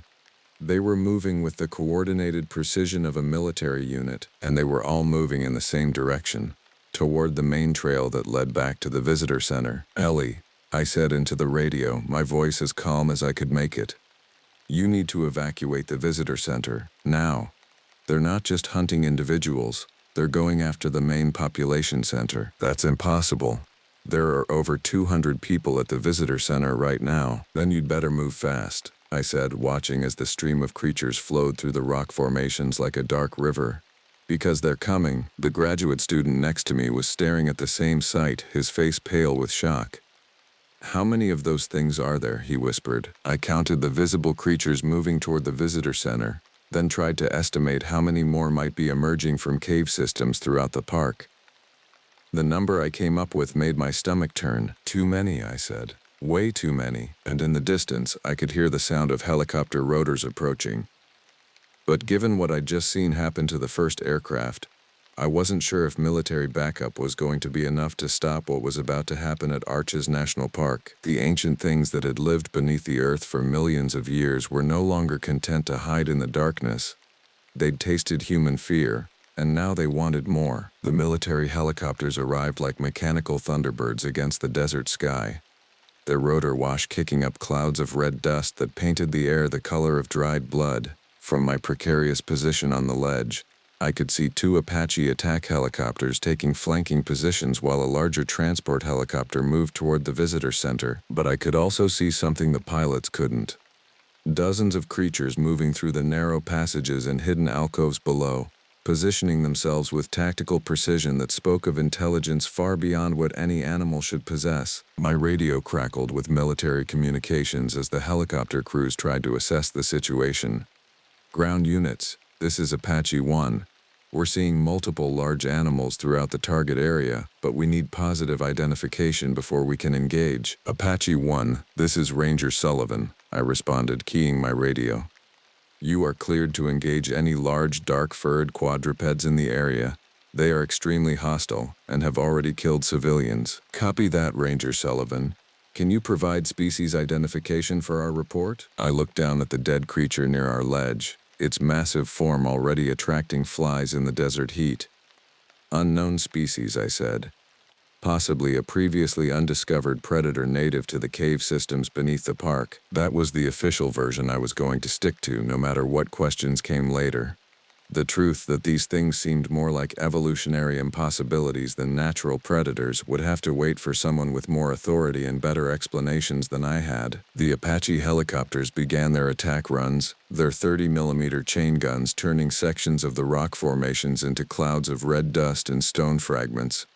The creatures scattered, some diving back into hidden crevices while others tried to use the narrow passages for cover. But several were caught in the open, and the results were devastatingly effective. Yet even as the helicopter crews worked to clear the immediate area, I could see more creatures emerging from openings throughout the park. The cave system was apparently far more extensive than anyone had realized, with access points spread across the entire landscape of Arches National Park. Ellie, I called on my radio. What's the status of the visitor center evacuation? Almost complete, she replied, her voice tight with stress. But Cade, we've got a problem. The geological team is here, and they're saying the cave system you found shouldn't exist. According to their surveys, the rock formations in your area are solid Entrada sandstone with no significant void spaces. I watched as another creature emerged from what looked like solid rock, squeezing through an opening that was invisible until it started moving. The surveys were wrong, I said, or incomplete. These caves go deep, probably all the way down to the Pennsylvanian formations. The geologist is saying that's impossible. The salt tectonics in this area wouldn't create large cave systems in the sandstone layers. Then maybe they're not natural caves, I said, and immediately regretted voicing the thought that had been growing in my mind since I'd seen those ancient petroglyphs. What do you mean, not natural? Before I could answer, the graduate student next to me grabbed my arm. Look, he whispered, pointing toward the main trail. A group of creatures had emerged from concealment and were moving in formation across the open ground, completely ignoring the helicopter gunfire that was chewing up the landscape around them.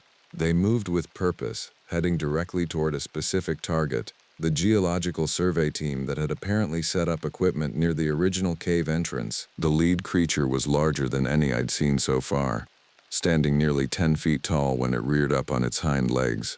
But it wasn't just its size that was disturbing. It was the way it moved, with a deliberate intelligence that suggested it understood exactly what the humans with their instruments and computers represented. Apache 1, you have targets moving toward the geological team, I radioed. Large formation heading southeast from the windows area. Copy that. We have them on thermal, moving to intercept. But as the attack helicopter swung toward the new targets, something extraordinary happened. The lead creature looked up at the approaching aircraft and made a sound I'd never heard before, a complex vocalization that was part roar, part whistle, and entirely unlike anything any earthly animal should be capable of producing. The other creatures responded immediately, scattering in a coordinated pattern that turned the helicopter's attack run into a shooting gallery where every target had moved before the weapons could be brought to bear. They weren't just intelligent, they were tactically sophisticated. Apache 1, be advised. Targets are displaying coordinated defensive behavior.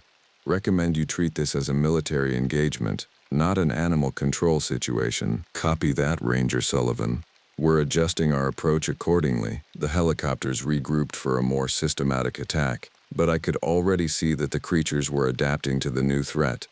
They were using the rock formations for cover, moving in small groups, and timing their movements to exploit the helicopter's reload cycles.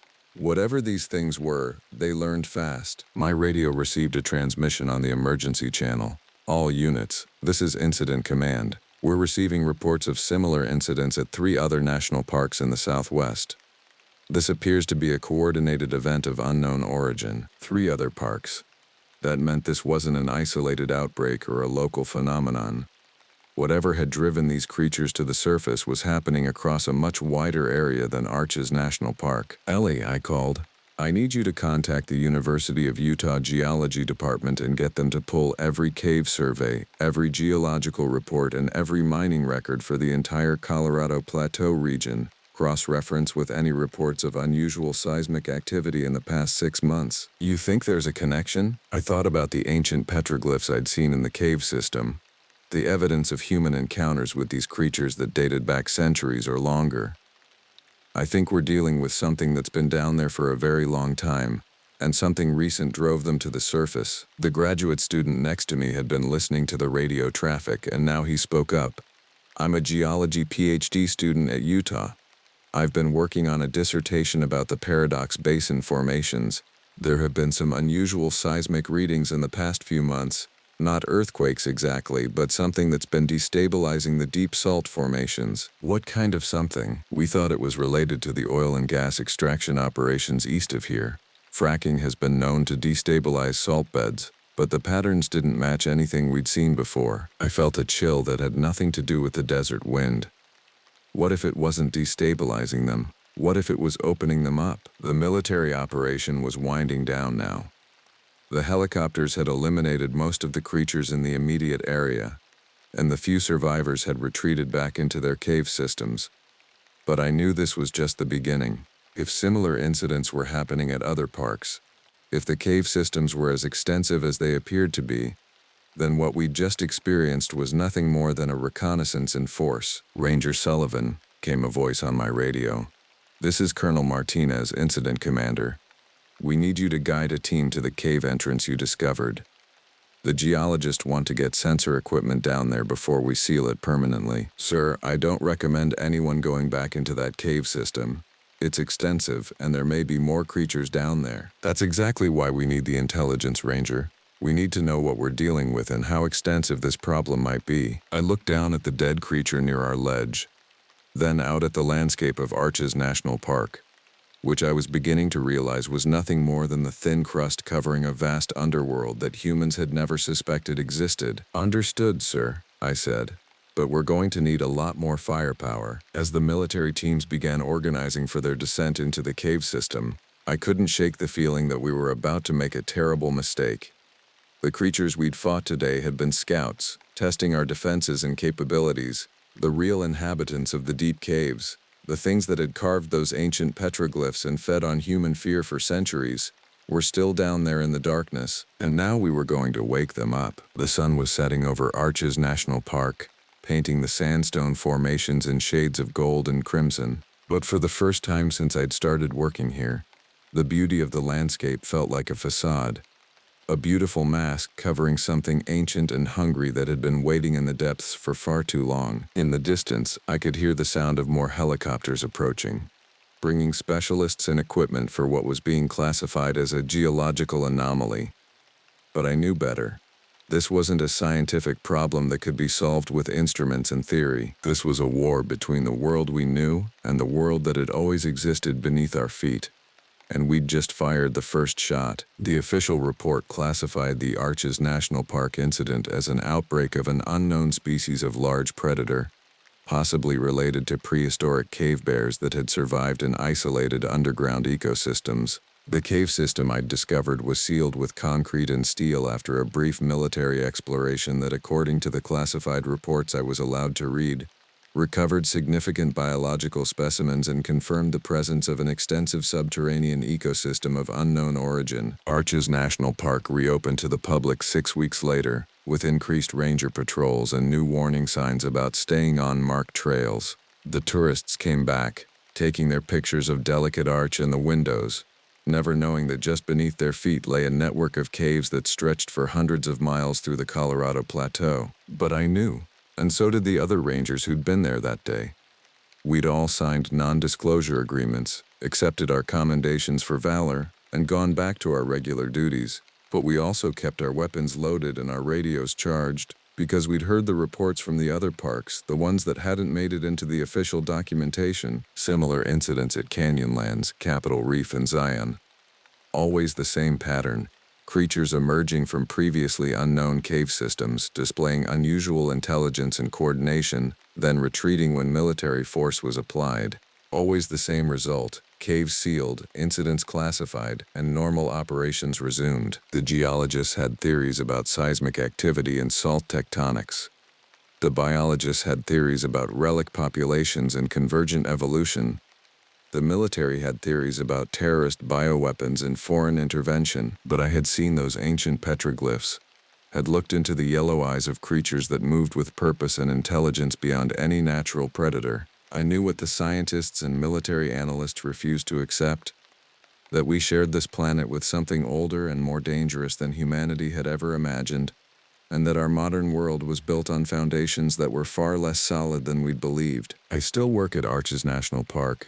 I still guide tourists and patrol the trails and write reports about lost hikers and heat exhaustion, but I also keep a detailed personal log of unusual sounds, unexpected cave openings, and places where the desert wind carries scents that don't belong to any world I recognize, because I know they're still down there, in the darkness beneath the beautiful red rock formations, waiting, learning, planning their next emergence. And next time, we might not be so lucky. I need to tell someone what happened to me. I've read enough stories on Reddit to know that people will probably think I'm lying, but I swear on everything I hold dear that this is the truth.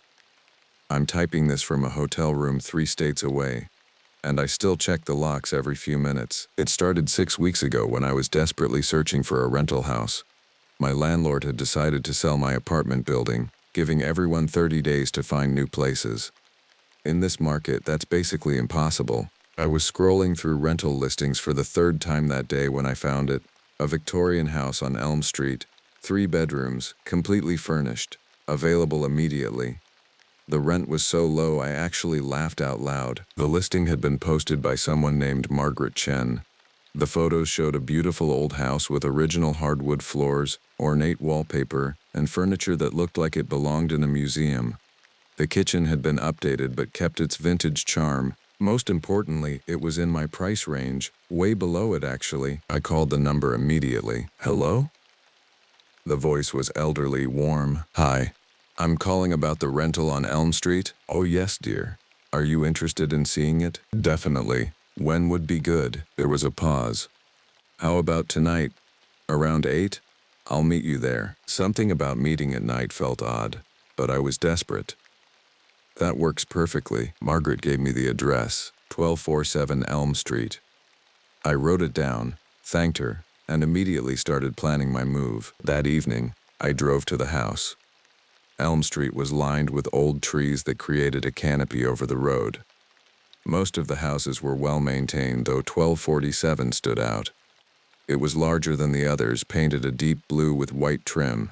A wraparound porch held wooden furniture that looked hand-carved. Margaret was waiting by the front door. She was probably in her 70s, wearing a long coat despite the warm weather. Her silver hair was pulled back in a neat bun. "You must be the caller," she said, extending her hand. Margaret Chen. "Nice to meet you, Mrs. Chen. Thank you for showing me the place on such short notice." She smiled, but something about it seemed forced. "Oh, please call me Margaret. Shall we go inside?" The interior was even more impressive than the photos. The living room had a fireplace with an intricate mantel, and bookshelves lined 2 walls. Everything was clean and well preserved. "How long has it been empty?" I asked. "Not long. The previous tenant left rather suddenly." Margaret was walking ahead of me, not making eye contact. "The house has been in my family for generations. I hate to see it sitting vacant." The kitchen was spacious, with a breakfast nook that overlooked the backyard.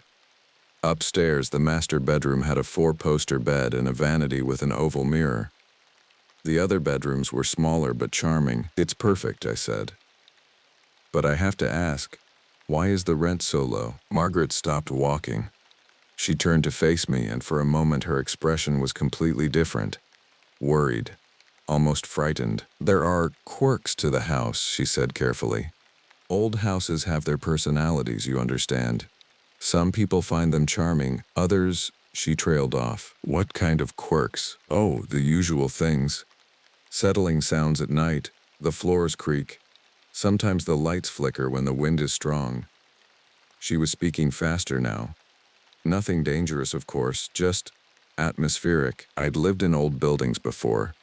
Settling sounds and creaky floors were minor inconveniences compared to homelessness." "I'll take it," I said. Margaret's relief was visible. "Wonderful. I have the lease agreement in my car. We can take care of everything right now." The paperwork was surprisingly simple. Margaret barely glanced at my references or credit report. She took my deposit and first month's rent in cash, which she'd specifically requested over the phone. "One more thing," she said as she handed me the keys. "There's a room in the basement. It's locked. Please don't try to open it. The lock is old and complicated, and honestly, there's nothing interesting down there. Just storage." "No problem. And if you experience anything unusual, please don't hesitate to call me." She pressed a business card into my hand. "Anytime, day or night." After she left, I walked through the house again. Everything felt different now that it was mine. The shadows seemed deeper, and I noticed details I'd missed before, like how many of the family photos on the walls had faces that were scratched out or somehow damaged, like how the books in the living room were all about local history and ghost stories. I spent the night at my old apartment and moved my things over the next day. The house felt welcoming in the daylight. I set up my computer in the smaller bedroom I decided to use as an office, arranged my clothes in the master bedroom, and made myself dinner in the kitchen. Everything was fine until about 11 p.m. I was reading in bed when I heard footsteps in the hallway. They were slow, deliberate, like someone trying not to be heard. I figured it was just the house settling, like Margaret had warned me. Old houses make noise, but then I heard a door open and close. I sat up, listening. The footsteps continued, moving down the hallway toward the stairs. They paused at the top of the staircase, and I could have sworn I heard breathing. "Hello?" I called out. Silence. I grabbed my phone's flashlight and crept to the bedroom door. The hallway was empty. I checked every room upstairs, then went downstairs and looked around. Nothing. All the doors were still locked from the inside. I convinced myself I'd imagined it. Stress from moving, unfamiliar sounds in a new place. I went back to bed and eventually fell asleep. The next morning, I made coffee and explored the basement. It was unfinished, with stone walls and a concrete floor. The locked room Margaret had mentioned was at the far end, behind a heavy wooden door with an old-fashioned key lock. I tried the handle out of curiosity. It didn't budge. The rest of the basement held typical storage: holiday decorations, old furniture, boxes labeled with years going back decades. One box marked 1987 was open, and I could see newspaper clippings inside. The top headline read, "Local family dies in house fire." I started to reach for it, then stopped myself. It wasn't my stuff to go through. The first week passed normally. I worked from my home office, took walks in the neighborhood, and began to feel settled. The house was quiet during the day, and I started to love the vintage details: the clawfoot tub, the original light fixtures, the way the morning sun streamed through the lace curtains. But the night sounds continued. Every evening around 11 p.m., I would hear those same deliberate footsteps in the hallway. Sometimes they would go up and down the stairs. Once, I heard what sounded like furniture being moved in the living room, but when I checked in the morning, everything was exactly where I'd left it. I started keeping a log on my phone. Tuesday, 11:15 p.m. Footsteps in hallway, lasted about 5 minutes. Wednesday, 11:08 p.m. Footsteps, plus what sounded like a door closing. Thursday, 11:23 p.m. Footsteps, voices too quiet to make out words. Friday, 11:11 p.m. No sounds, stayed awake until 1 a.m. The pattern was clear, but I still assumed it was the house settling or maybe sounds from next door carrying through the walls. Old Victorian houses weren't known for their soundproofing. Then came the night I saw the woman. It was exactly 2 weeks after I'd moved in. I was lying in bed reading on my tablet when I heard the familiar footsteps. But this time, they stopped right outside my bedroom door. The handle turned. I watched, frozen, as the door opened slowly. A woman stepped into the room. She was wearing a long white nightgown and had dark hair that hung past her shoulders. She looked to be in her 30s, but it was hard to tell because her face was wrong. Not deformed exactly, but like a photograph that had been slightly blurred. She stood in the doorway for what felt like hours but was probably only seconds. Then she turned and walked back out, leaving the door open. I couldn't move. I couldn't breathe. I lay there staring at the empty doorway until the sun came up. In the morning, I convinced myself it had been a dream. Stress, unfamiliar environment, maybe something I ate. The rational part of my brain insisted that people don't just walk into locked houses, but I also started sleeping with my bedroom door locked. 3 days later, I found the first note. I was making breakfast when I noticed a piece of paper on the kitchen counter. It was old-looking, yellowed around the edges, and written in careful cursive handwriting. "You shouldn't be here. This is not your home." My hands shook as I read it. I checked every door and window, all locked from the inside. No one could have gotten in. I called Margaret. "Notes?" she said when I explained. "What kind of notes?" "Just someone telling me I shouldn't be here." "Margaret, has anyone else ever complained about strange things happening in this house?" Long pause. Sometimes old houses hold on to memories. "Have you been opening windows?"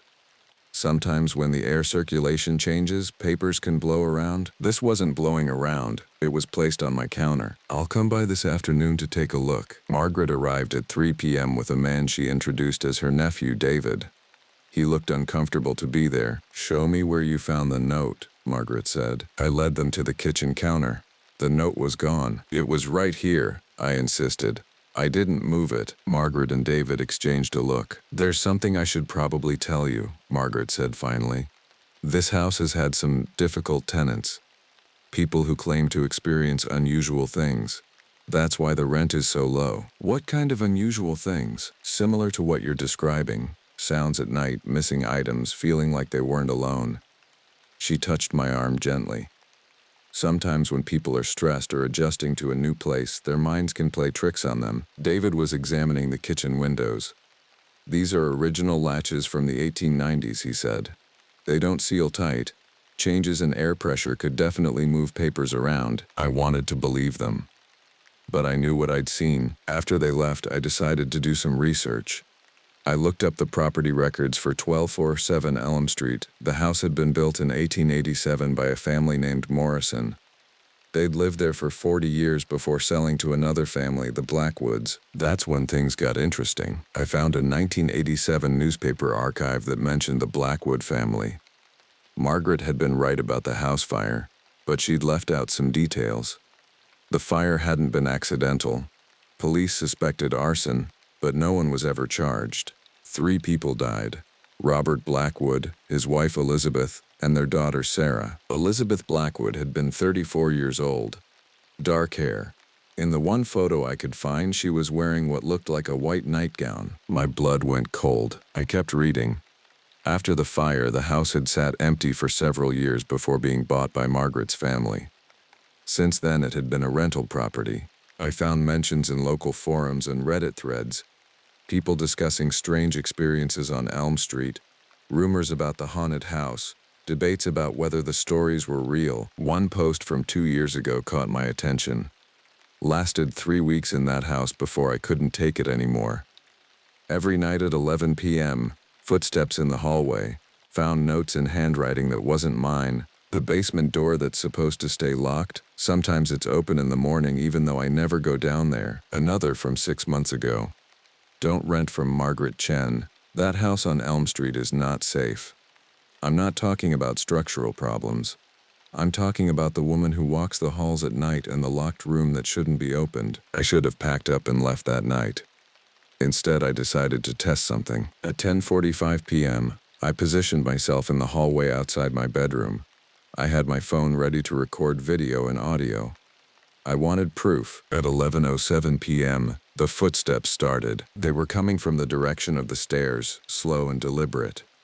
On the recording you can hear them clearly, the distinct sound of someone walking across old hardwood floors. But here's the thing that made my skin crawl. I could hear the footsteps on my phone, but I couldn't see anyone. The invisible presence walked right past me. I felt the air move, like someone brushing by. The footsteps continued to the end of the hallway and stopped at the door to the room I'd set up as my office. The handle turned. The door opened, then closed. I stood frozen in the hallway for 20 minutes before I finally worked up the courage to check the office. It was empty, but my computer was on. The screen showed a document I hadn't created. "Get out of my house," typed over and over again, filling the entire page. I deleted the document, turned off the computer, and barricaded myself in my bedroom. The next morning I called in sick to work and spent the day researching Elizabeth Blackwood. What I found made everything worse. Elizabeth hadn't just died in the fire. According to police reports I found through a local newspaper database, she'd been found in the basement, in a room that had been locked from the outside. The theory was that she'd tried to hide from the fire but became trapped when the door mechanism jammed. She died trying to get out of a locked room. That evening, I tried to call Margaret. Her phone went straight to voicemail. I left 3 messages and sent 2 emails. Instead of sleeping that night, I sat in the living room with all the lights on, researching the house further. What I discovered was a pattern going back decades. Tenants would move in, experience escalating supernatural phenomena, and leave within a few weeks. Margaret would always find new renters quickly because of the below-market rent. At 11 p.m., the footsteps started again. But this time they weren't in the hallway. They were on the basement stairs. I heard the door to the basement open and close, then the slow, measured sound of someone walking down wooden steps. It lasted for about 5 minutes, then stopped. Against every horror movie rule and rational thought in my head, I went to check. The basement door was standing open. I was certain I'd closed it after exploring down there the first day. I grabbed a flashlight and started down the stairs. Everything looked normal until I reached the bottom and turned toward the locked room. The door was open. The room beyond was small, maybe 10 feet by 10 feet. The walls were stone, like the rest of the basement, but they were covered in scratches. Deep gouges in the stone, as if someone had tried to claw their way out. The scratches formed words, "Help me, please, let me out," scraped into the stone over and over again. In the center of the room was a wooden chair. On the chair was a pile of papers, old documents, letters, and photographs. I stepped closer and saw they were all related to Elizabeth Blackwood. Marriage certificate, birth records, personal letters, and at the bottom of the pile, a leather journal. I opened it to the first page. "If someone finds this, please know that I didn't start the fire. Robert locked me down here during one of his rages. I can smell smoke upstairs. I've been calling for help, but no one can hear me. The door is locked from the outside and I can't break it down. Please tell my daughter I love her." The next entries were increasingly desperate. "The smoke is getting thicker. I think the fire is spreading. I can hear Sarah crying upstairs. I have to get to her. God, please, someone help us." The final entry was different. The handwriting was shaky, desperate. "I will not let anyone else suffer in this room. I will not let him lock another woman down here. I will protect this house from men like Robert. No one else will die here." I understood then why the notes kept telling me to leave, why Elizabeth appeared to me at night. She wasn't trying to hurt me. She was trying to save me. But from what? I heard footsteps on the basement stairs behind me. These were different. Heavier. The footsteps of someone wearing boots. I turned around slowly. A man stood at the bottom of the stairs. He was tall, broad-shouldered, with dark hair and clothes that looked like they were from the 1980s. His face was twisted with rage, and his hands were clenched into fists. "Who said you could be down here?" His voice was rough, angry. "This is my house. My rules." Robert Blackwood. He started walking toward me, and I understood that Elizabeth had been trying to warn me about more than just her own presence. Robert was down here too, and he was the dangerous one. I ran. I dropped the journal and sprinted up the basement stairs. I could hear him behind me, his heavy footsteps echoing off the stone walls. I made it to the main floor and slammed the basement door behind me, but there was no lock on this side. The door immediately started rattling as something pounded against it from below. I grabbed my car keys and phone and ran for the front door. As I reached for the handle, all the lights in the house went out. In the darkness, I heard Elizabeth's voice, clear as if she were standing next to me. "Run, don't come back. I'll hold him as long as I can." I threw open the front door and ran to my car. As I pulled out of the driveway, I looked back at the house. Every window was dark except one. The basement window was glowing with an orange light, like fire. I drove straight to a hotel and called Margaret from the parking lot. This time she answered. "You have to get your things and get out," I said without preamble.